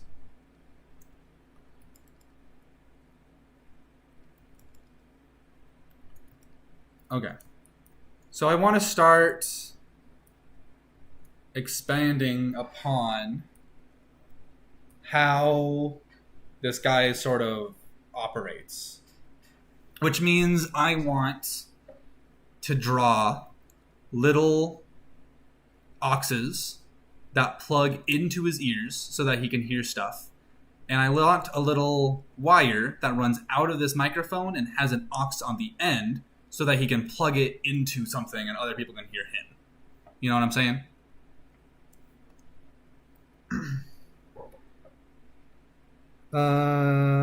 You should get around to remaking those older Interstellar videos one of these days. Yeah, I definitely plan to. So I'm just going to give you guys the basic layout of what I'm planning to do with, like, as far as like the timeline and everything goes. So obviously right now I'm going back, I'm doing a bunch of stuff with the moon. So I plan on, through a couple of different videos, I plan on fleshing out the exact world building of a future human civilization in the broader solar system, like with bases on the moon and bases on Mars and all that kind of thing. And then after that, we'll have bases. We'll start talking about humanity's foray into the rest of the universe, like their first non-solar system based, the first non-solar planet that they've colonized. And then we'll talk about that solar system in a couple of videos, and then we'll move on to the next other couple, like the next few, until we eventually reach to the point that we saw them in the last video, where they're on the frontier. You know what I'm saying? So basically just flesh out the earlier parts of the human story until we get to the where we were with Dewberry and all that. And then once we get to that point, I'll start going back to the aliens and showing humanity's interactions with the aliens and all that stuff. And that's where I'll start remaking some of the old videos.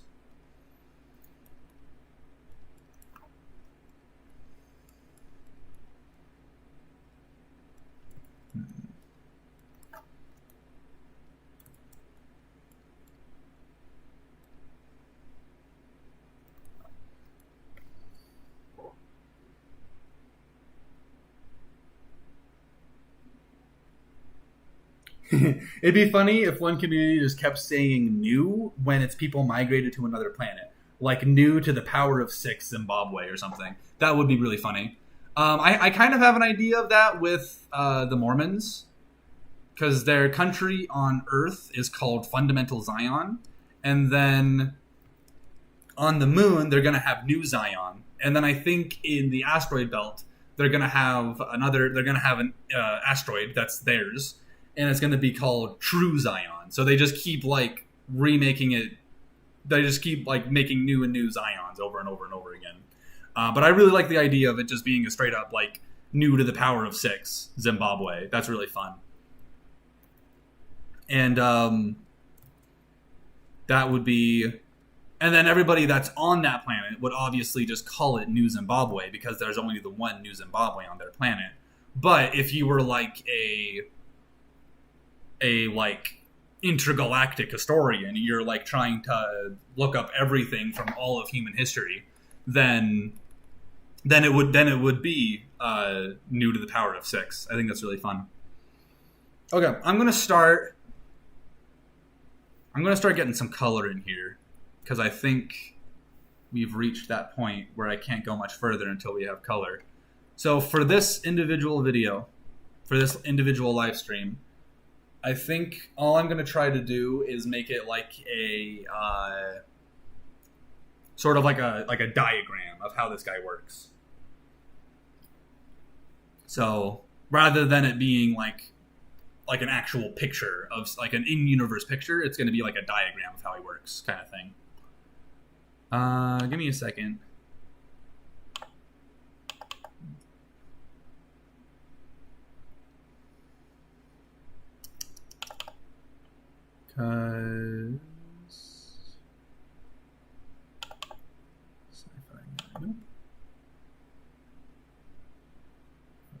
Under the blood moon. This one.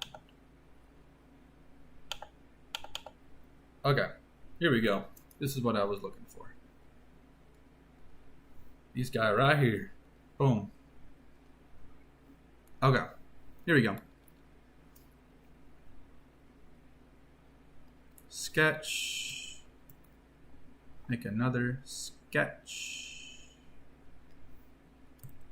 Okay, hold on. So let me just merge all that together. Make you disappear.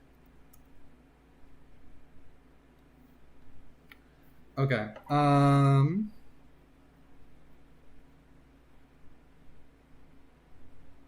Maybe 2 smaller speakers above and below the top and bottom lip. Ooh, I like that idea.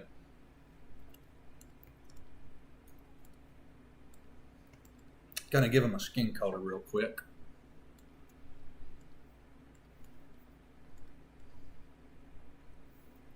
Okay, So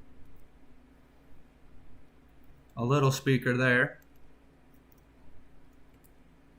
And a little speaker there. Does Mars still have a lot of iron oxide in its soil? Is tetanus just a really common problem, just really commonplace on Mars? That's actually really interesting. I like that idea of them having, because I've been not really thinking about what that would actually mean for the, and if it would actually make any like ecological sense or anything. I've been imagining Mars as if it was. So I'm just gonna have to draw. Okay, I'm gonna have to do that differently. I've been imagining Mars basically as like a desert, where like part of it would be like tropical rainforest where it has like a lot of dense foliage, and part of it would have a lot of New Mexico style of desert, where it's like all dark red rocks and that kind of thing. Not really thinking about if that makes any actual sense with what a terraformed Mars would look like, but that's what I've been imagining. And if that is what it would look like, then obviously there's still a lot of iron inside of it, which would make sense if there was just a lot of tetanus that they just always had to worry about while digging around up there. Put the speaker on the throat. That makes sense. Asteroid Lords overcharging for rent. God damn. Real. Okay, hold on.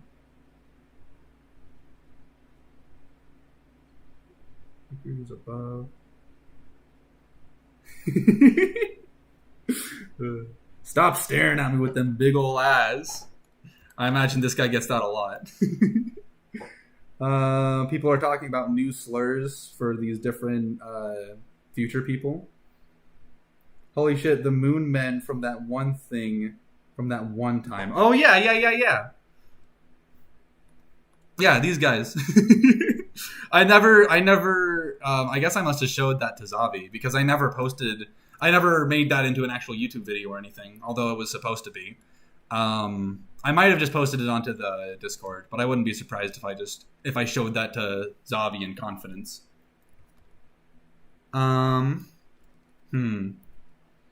I'm low-key not loving this. I love the idea.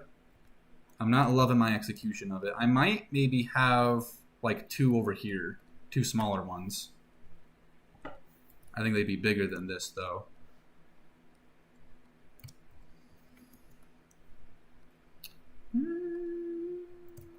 Hold on.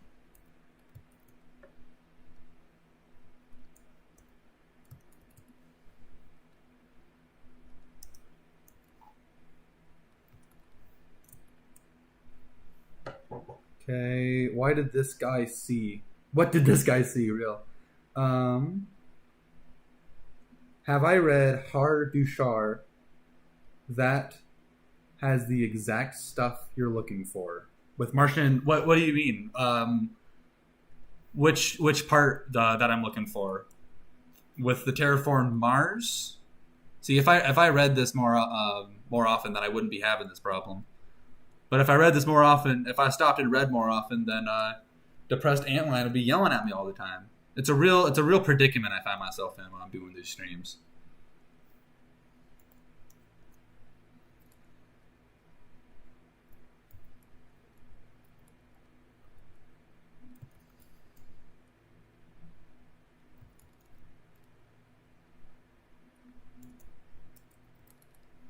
Maybe just one.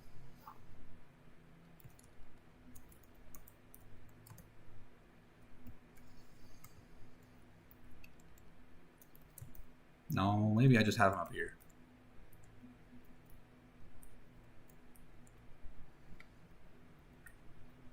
Okay, hold on. Big iron oxide on his hip, real. With that big iron oxide on my hip. Basically, Her Dashar is a Spec Evo thing where every planet in the solar system has life. Mars is the one most elaborated on, and it's basically still our Mars, just marginally more habitable. Okay.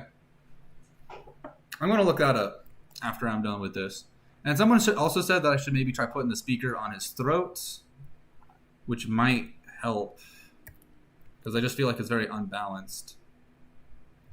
Honestly, I don't mind that. I don't think that's bad at all.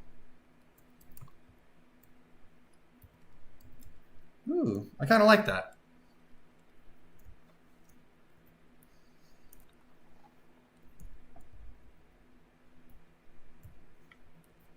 What do you guys think? Speaker on his throat or speaker on his cheek?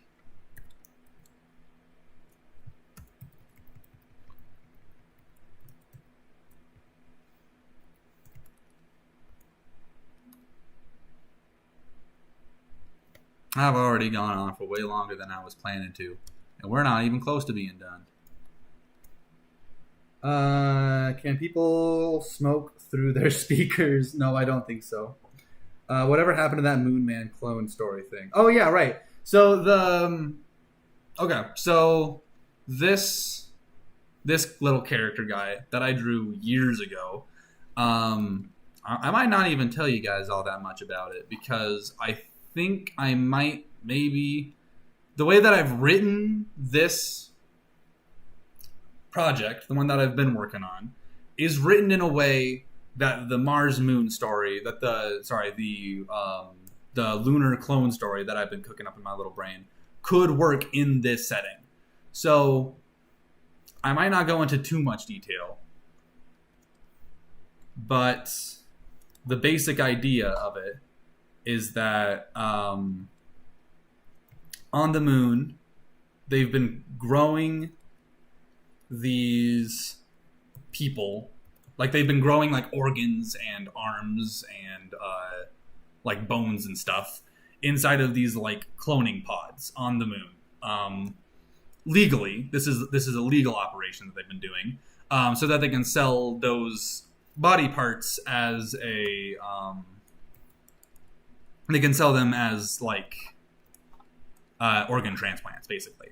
And all of that is legal. However, they've also been growing full-grown people, just like full actual people, and then selling those people as slaves to the highest bidder, which is very much not legal. So the story is basically there would be the original story had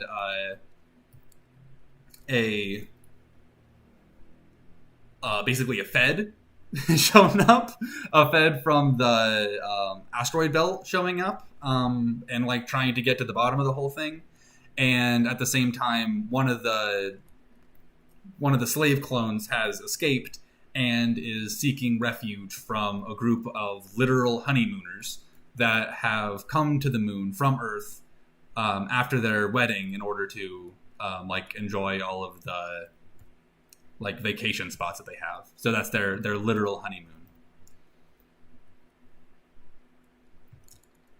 And I've definitely not forgotten about that story. It's a little expansive for what I've been doing on my channel, but it's definitely been on my back burner for a while now.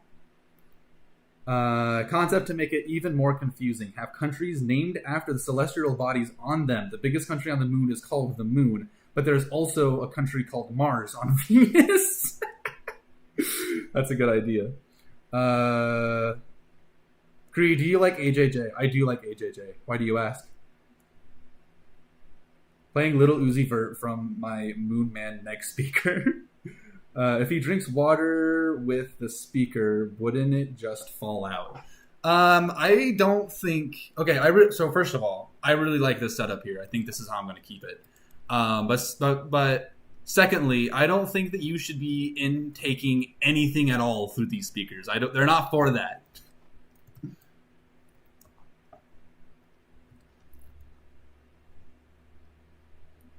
One, two, three, 1, 2. Okay, hold on. They're not for that, and you guys need to stop using them like that.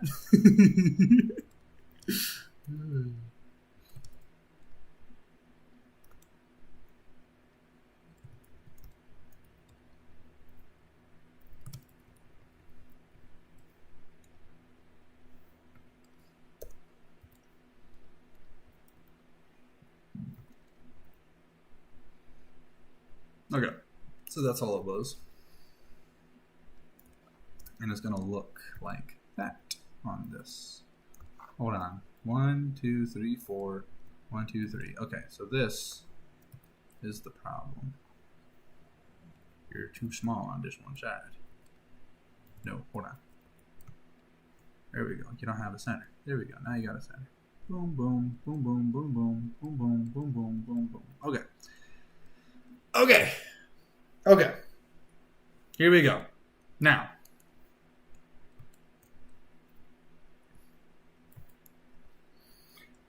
They're literally just pouring honey on the surface of the moon. Hold on. Do I like AJJ? They're literally just pouring honey on the surface of the moon. I like AJJ. I think I heard it from you first, but I wasn't sure. That's awesome. I'm very glad that I got to be someone's introduction to AJJ. I on a very old stream of mine,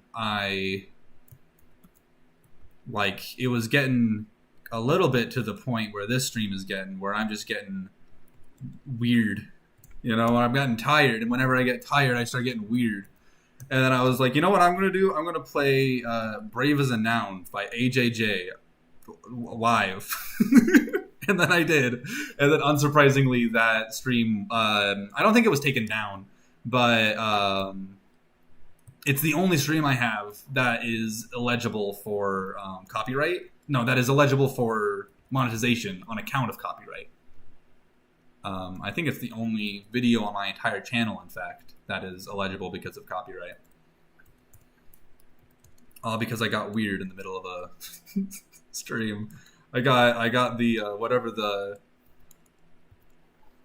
live streamer equivalent of zoomies are.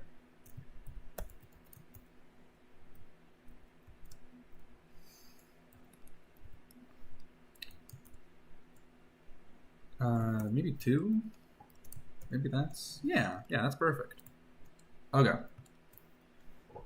New concept. Mars is terraformed to unite Earth against a common threat. Then they terraform Venus to unite Earth and Mars against a common threat. And it's just a process of repetition. That's really funny. He just drinks honey. The answer is to drink thicker water so it doesn't fall out.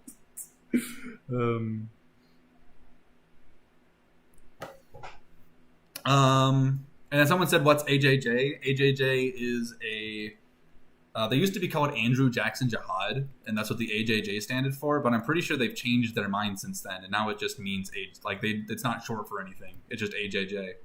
But it's a band that writes really weird folk music. He looks even more stressed out.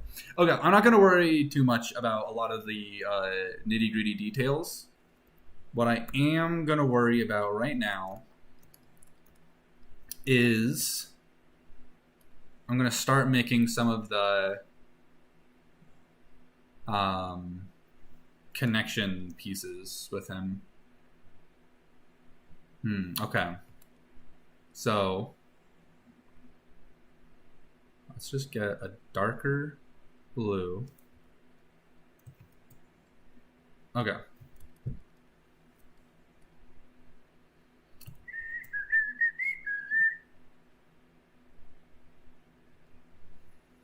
Okay.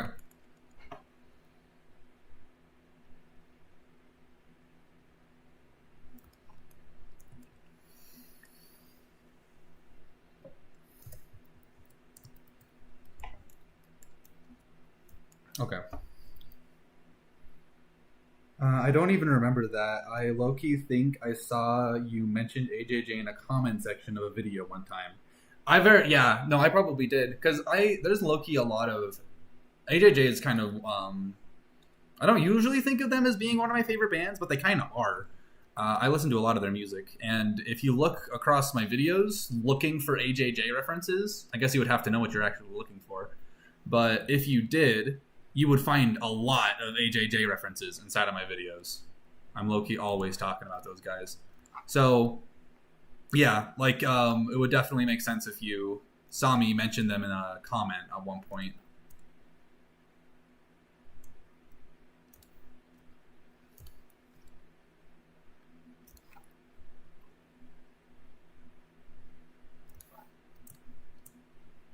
They have an album. I think it's technically called People Too, but I just always remember it as the album with the word people in it.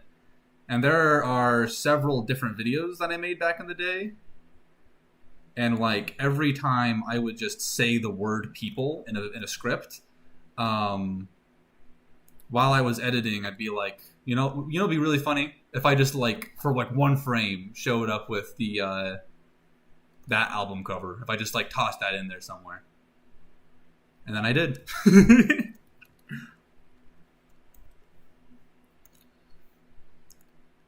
And then I'm gonna be a little lighter.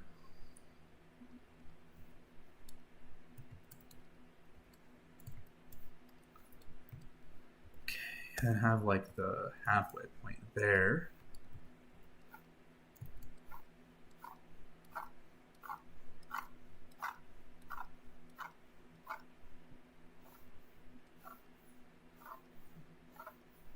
I don't love the color of this speaker, but y'all get the idea of it, right?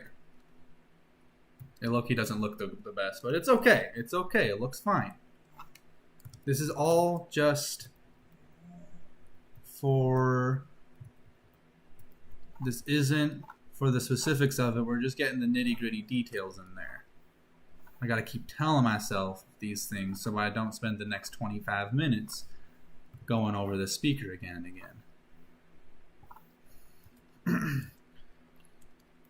A lot of people in my comment sections always talk about how I'm not a very good artist, and I definitely do not disagree. I'm definitely not the best artist out there. However, I do try really hard. But I don't know, which maybe that's just sadder, Like this is me working at maximum capacity type of deal. Okay.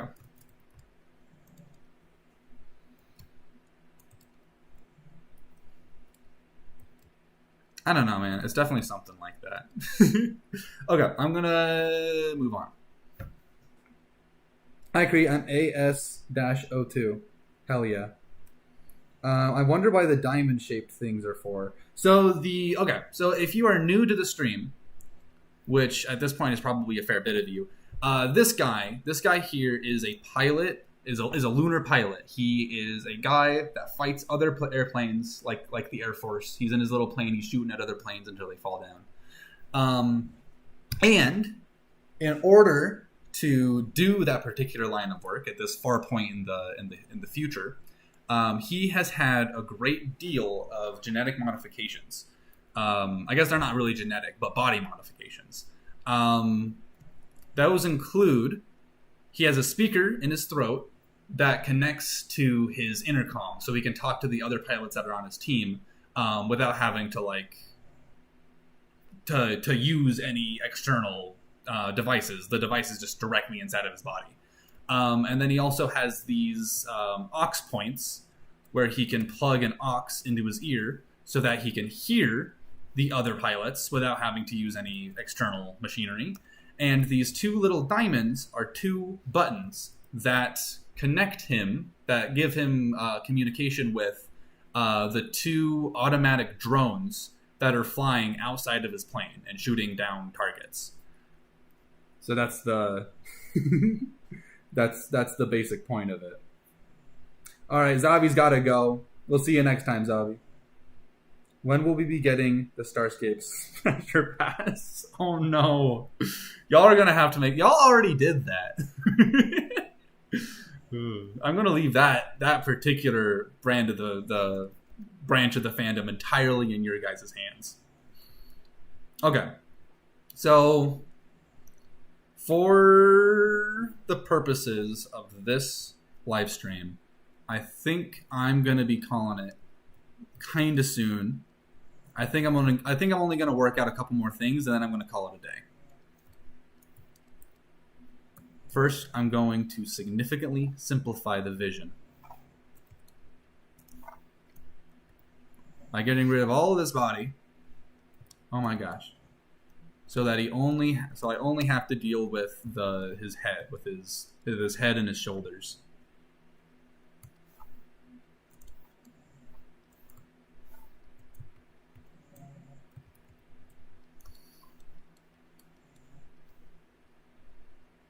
There we go.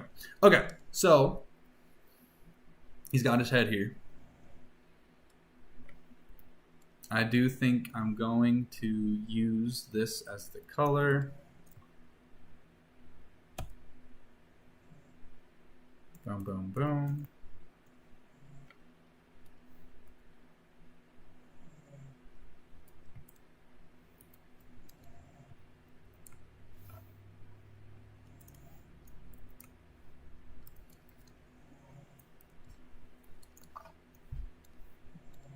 Okay.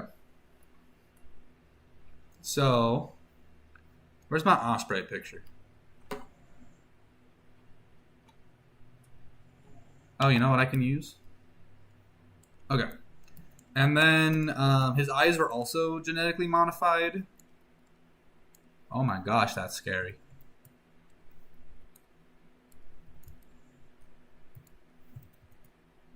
Dude, you know what I'm going to use? Hold on. Weird French film with giant blue aliens. Okay, no, this doesn't quite work. This doesn't work. I was gonna use. I forgot. I thought that these guys had yellow eyes, so I was gonna use him because they have blue skin and yellow eyes. But I might use this color of blue and this color. No, I'm not gonna do that. I'm gonna hold on to this color of blue though. Okay. No, I'm going to keep you. Let's do this. Yeah, that's good. Okay. Are there going to be space linguists who decipher slang between each planet? Yeah, there definitely is. No, what we got was a Starscapes smash with a hammer, not the pass. No, you guys, what I'm saying, I know that we did because we did the death match, the alien death match. But what I'm saying is that you guys, independently of me, already did plenty of your own Smash or Pass tier lists. I'm sure if you look hard enough on the Discord, you will be able to find plenty of them.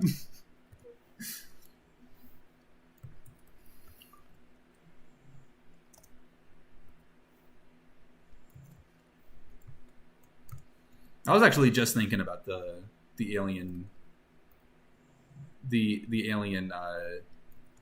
deathmatch things. That was really fun. We should do another one of those, and definitely not a Smash or Pass. In another video, another installment. I'm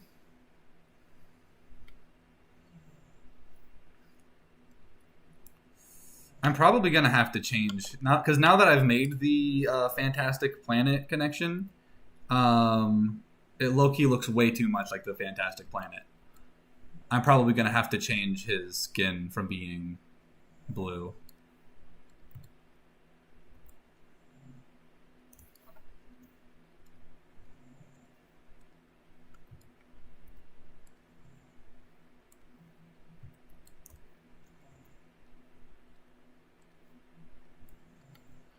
Okay, yeah, and then there's the Fantastic Planet, transparent eyelids. Make the eye area green, like eye bags.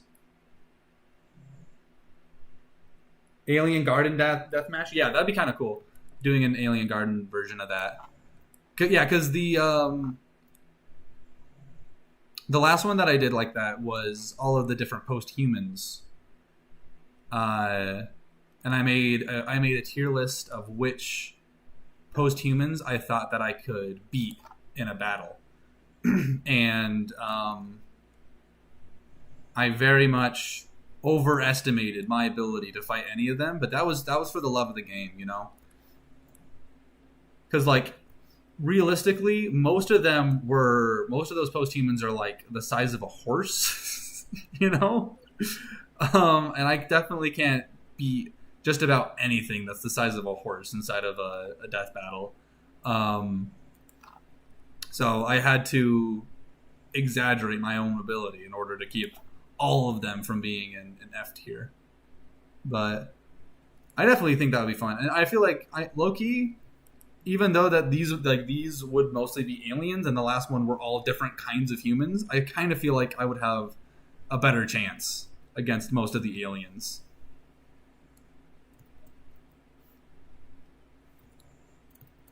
Okay, hold on.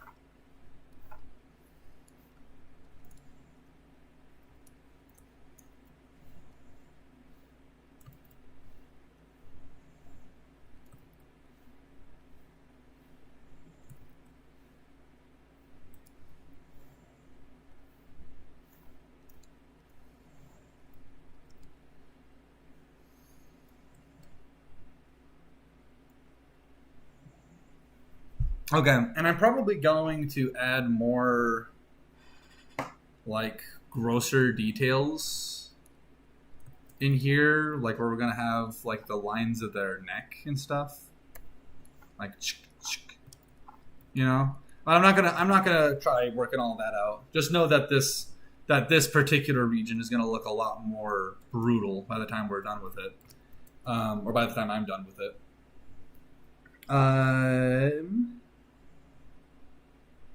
So there is a Kree, the man, and Kree the idea. Yeah, so there's Kree the man and there's Kree the idea, and the idea is the one that was fighting. Because Kree the man could not in a million years, like, I don't know. Let me see if I can find that tier list. Because there was probably some pretty crazy ideas on there. Let me look. Death.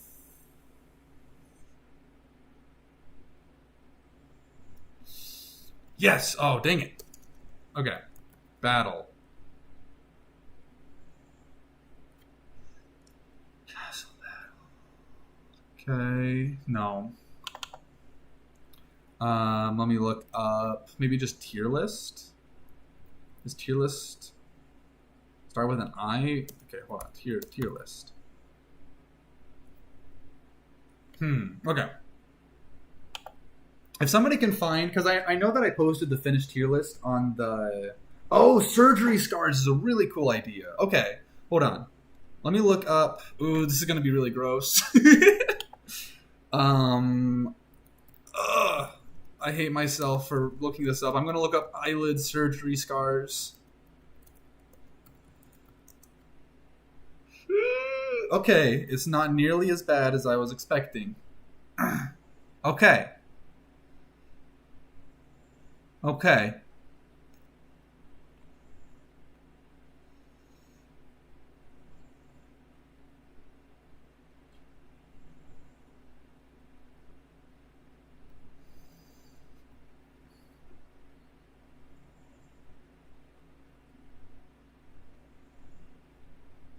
Make its ears hairy. Ooh, you know what I might do? I might add hairs here that the ox like plugs into, like it plugs into like a hairy mess.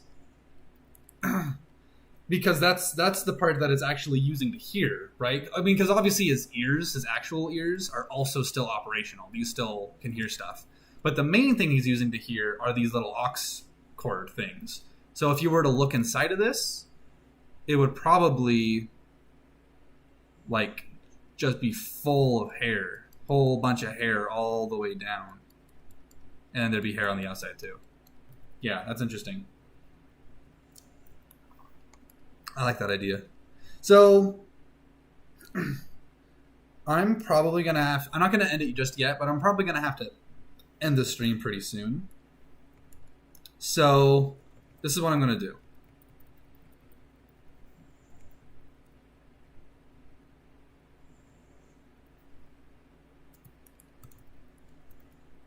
I think that this pretty much looks the way that I want. As far as broad strokes go, I think this pretty much looks the way that I want it to look. Pilot, head. So let's just throw some ideas around with what I can do. Like, let's just throw some ideas around. All right. A lot of superficial surgery scars like eyelids and breasts aren't too bad usual. Yeah. I mean, yeah, because that would kind of go against the idea of a cosmetic surgery if you like your eye bags don't bag anymore, but now there's a giant dark blue scar underneath them. But I imagine that his scars would probably be pretty gnarly. Kind of like that line because he wasn't just given like new eyelids, like he wasn't just given less baggy eyelids. He was given entirely new eyes. You know what I mean? I kind of like those lines I just gave him. All of a sudden, he's a lot less scared and confused, and a lot more angry looking. But I don't know. So I imagine he would probably have some pretty gnarly scarring around his eyeballs. Eyelashes for ears. Why is he blue though? That I do dig the blue. Literally, the only reason that he's blue is because I low-key dig the blue. When I was drawing these guys, I made a whole bunch of. Maybe I only made a couple.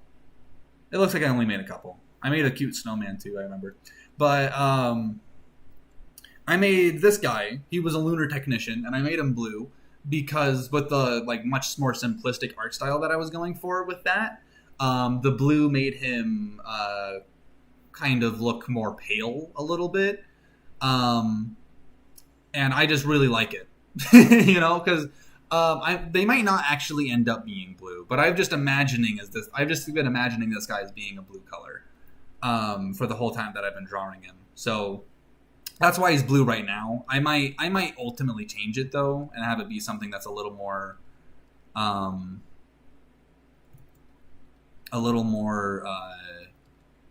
thought out, I guess. But okay, so right now we're just spitballing. So I really like the idea of having some hair on his ox cords, on his arcs. Having some hair on his aux plugins. I think that's like a really gross idea, but I feel like it's still like it makes sense a little bit, and it's the kind of like biology meshing with technology that I'm going for with this. Like you can plug in this aux directly into your head, but it has to go through this like gross tangle of like thick hairs. I think that's gross. I thought there would be more scars on the throat and eyes. Yeah. Hickory, I sent the art of Maya from Starscapes on the Discord server. I want to look at that. Cute.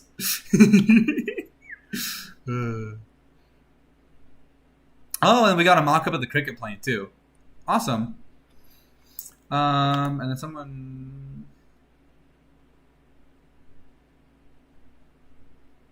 Okay. So... Perfectly symmetrical ear hair. We're just spitballing here. Get out of here. Women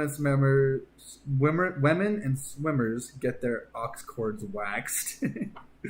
There are like cables, the ear hairs. They are like cables, the ear hairs. They kind of are. Oxygen mask for flying at high altitudes. Okay, give them a big lollipop. I thought there would be more scars in the throat and the eyes. So yeah, and then so we're gonna have the hair there, and we're gonna have scars on both the eyes and the throat are gonna have scars all over them. They're gonna be like stitched up scars.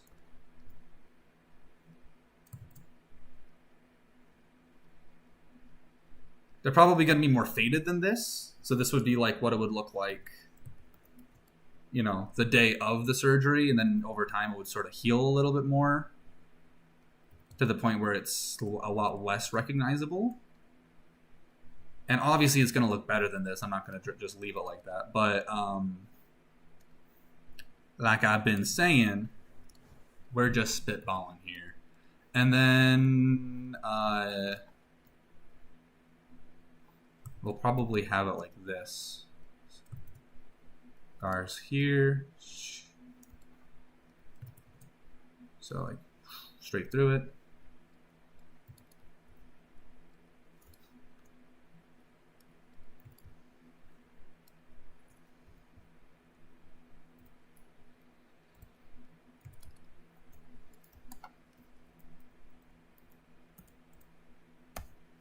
What the hell? There we go. Okay. And then, hold on. Gonna have perfectly symmetrical scar tissue too. Don't worry about it.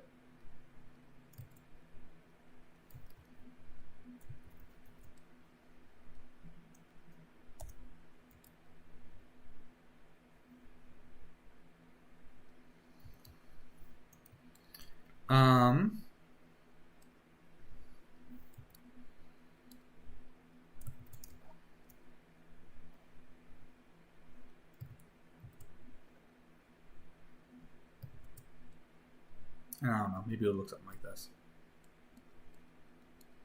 There we go. Or maybe, hold on. Maybe it would actually be more like this. Like from here down to there. Yeah. Yeah.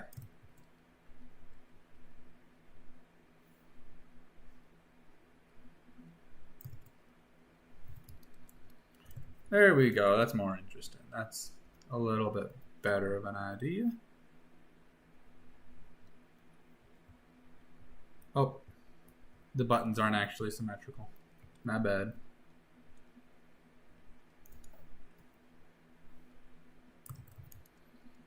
Okay, so these are the basic ideas that I have for the scars and the basic positioning that they would be in. And let's see what else we got. Those are called earrings, my brother. Oh, by the way, I spent the deathmatch tier list per Discord. Awesome. I wonder where he put it. Maybe help me research. Nope. Maybe he just sent it to me in a DM. Looks like he did. No. Yeah, he did. Yeah. Oh, wow. It is grainy. But I did stuff. I put the septipeds, the guys with 7 arms in in C tier in the middle, as if a man with 7 arms would not whoop my ass faster than anything in the world. What if the ice scars looked like tears? Ooh, that's a cool idea.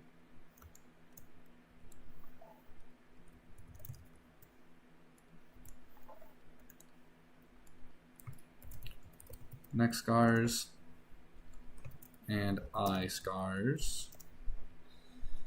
Okay, let me look at a cheetah real quick. Yeah, of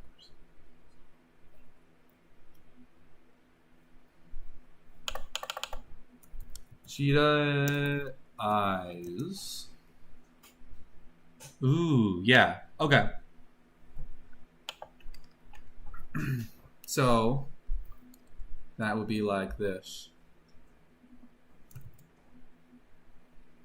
Because there's that thing that, like, there's that myth that cheetahs, like the primordial cheetah goddess or whatever, that her cub or whatever was killed by a man.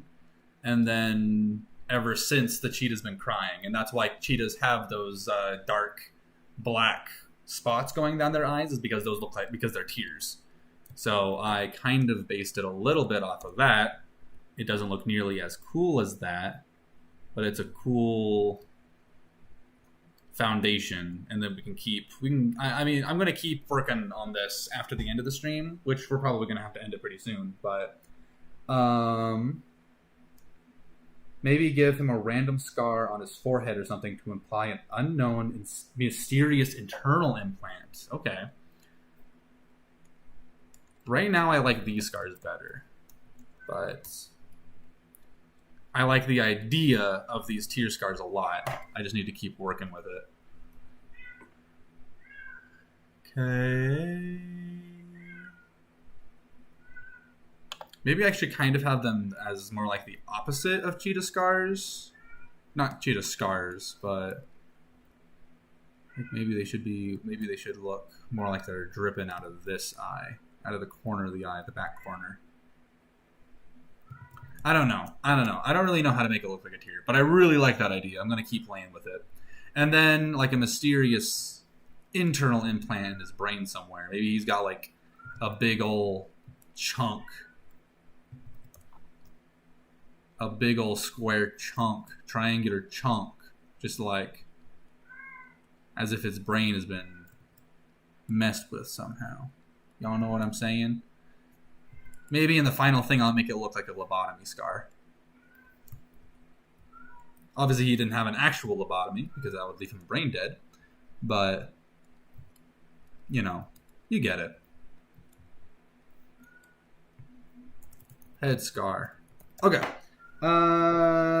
Sorry, I had to literally wrestle my iPad so it wouldn't crash while taking a screenshot. That's pretty real. Or like a dent in the top of his head. Make the pupils closer together so that he doesn't look derpy. That's probably a good idea. Hold on.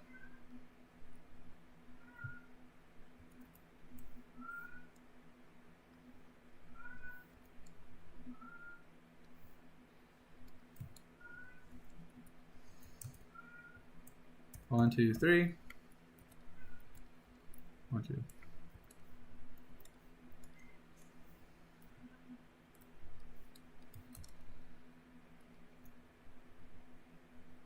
I made him look cross-eyed. Hold on.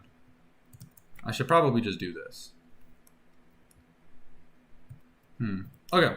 That's a little cosmetic thing. I'll keep playing with it in post. He needed more random to run Elden Ring. Do you have a cat? I do. I'm sure you can hear him. Wait, cheetahs have their tear marks as to absorb the sun so they can see better during the day. That would be perfect for them. You're so right. His eyes can move independently from each other like a chameleon. Yeah, you know what? Why not? Yeah, and that's actually a good point. I don't know. Maybe not for this guy. Maybe not the this lunar pilot guy who's living in practically the entire planet's worth of the North Pole. But having a species with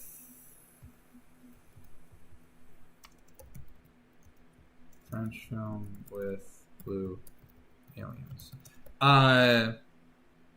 Having a species that has not species, but a group of post-humans that has like these dark spots in front of his eyes would make a lot of sense because that's why they have them in cheetahs. So it'd be like that, I guess. Maybe it'd be more like this. And then it would just be both of them. Oh my goodness.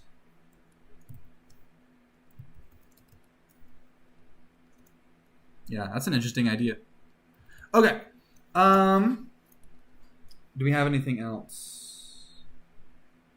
I don't know, I don't know, I really like the disturbed look. This is pretty real. Isn't space very low light though? He isn't in space, he's on the moon. And at this point in time, the moon has an actual atmosphere, which means that it has day in the same way that Earth has day. So it's like the sun makes the skies blue kind of deal. Having darkened area around your eye is even better up north, where the sun is more harsh and the sun is out the longest, 6 months a day. Yeah, okay. That's a good point. Maybe it'd be more like... Hold on. Maybe it'd be more like this. But that's just how his skin looks. I don't know. So, This is definitely giving me a lot to think about, and I think I really like what we've pieced together so far with all these scars, and I like the hair in the ox holes. So one side perpetually day, the other perpetually night. Oh, okay, hold on. But it's tidally locked. Well, the moon is tidally locked in relation to Earth, not in relation to the sun.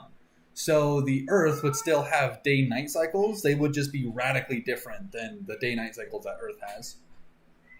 You should make his nostrils bigger so he can more easily get oxygen out of the atmosphere. That's a good idea.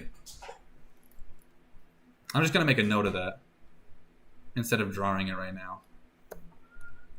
Bigger nostrils. Because I've already gone on for way too long.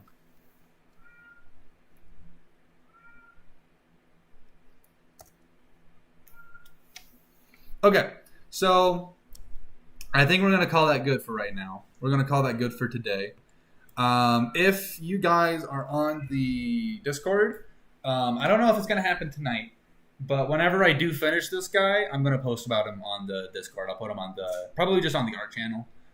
So you can see the finished progress there. If you're not part of my Discord, there's a link in the description of this video, or at least there should be. Oh, there isn't. But there's links in a whole bunch of my videos. I think there might be a link on the channel page too. But there isn't on that either. There's links in a whole bunch of my videos. You should be able to find a Discord link. And if you'd like to join, then you can over there. Yeah, and then I'll update you guys about how the progress ends up looking. And that's all I got for you today. So until next time, I will see you later.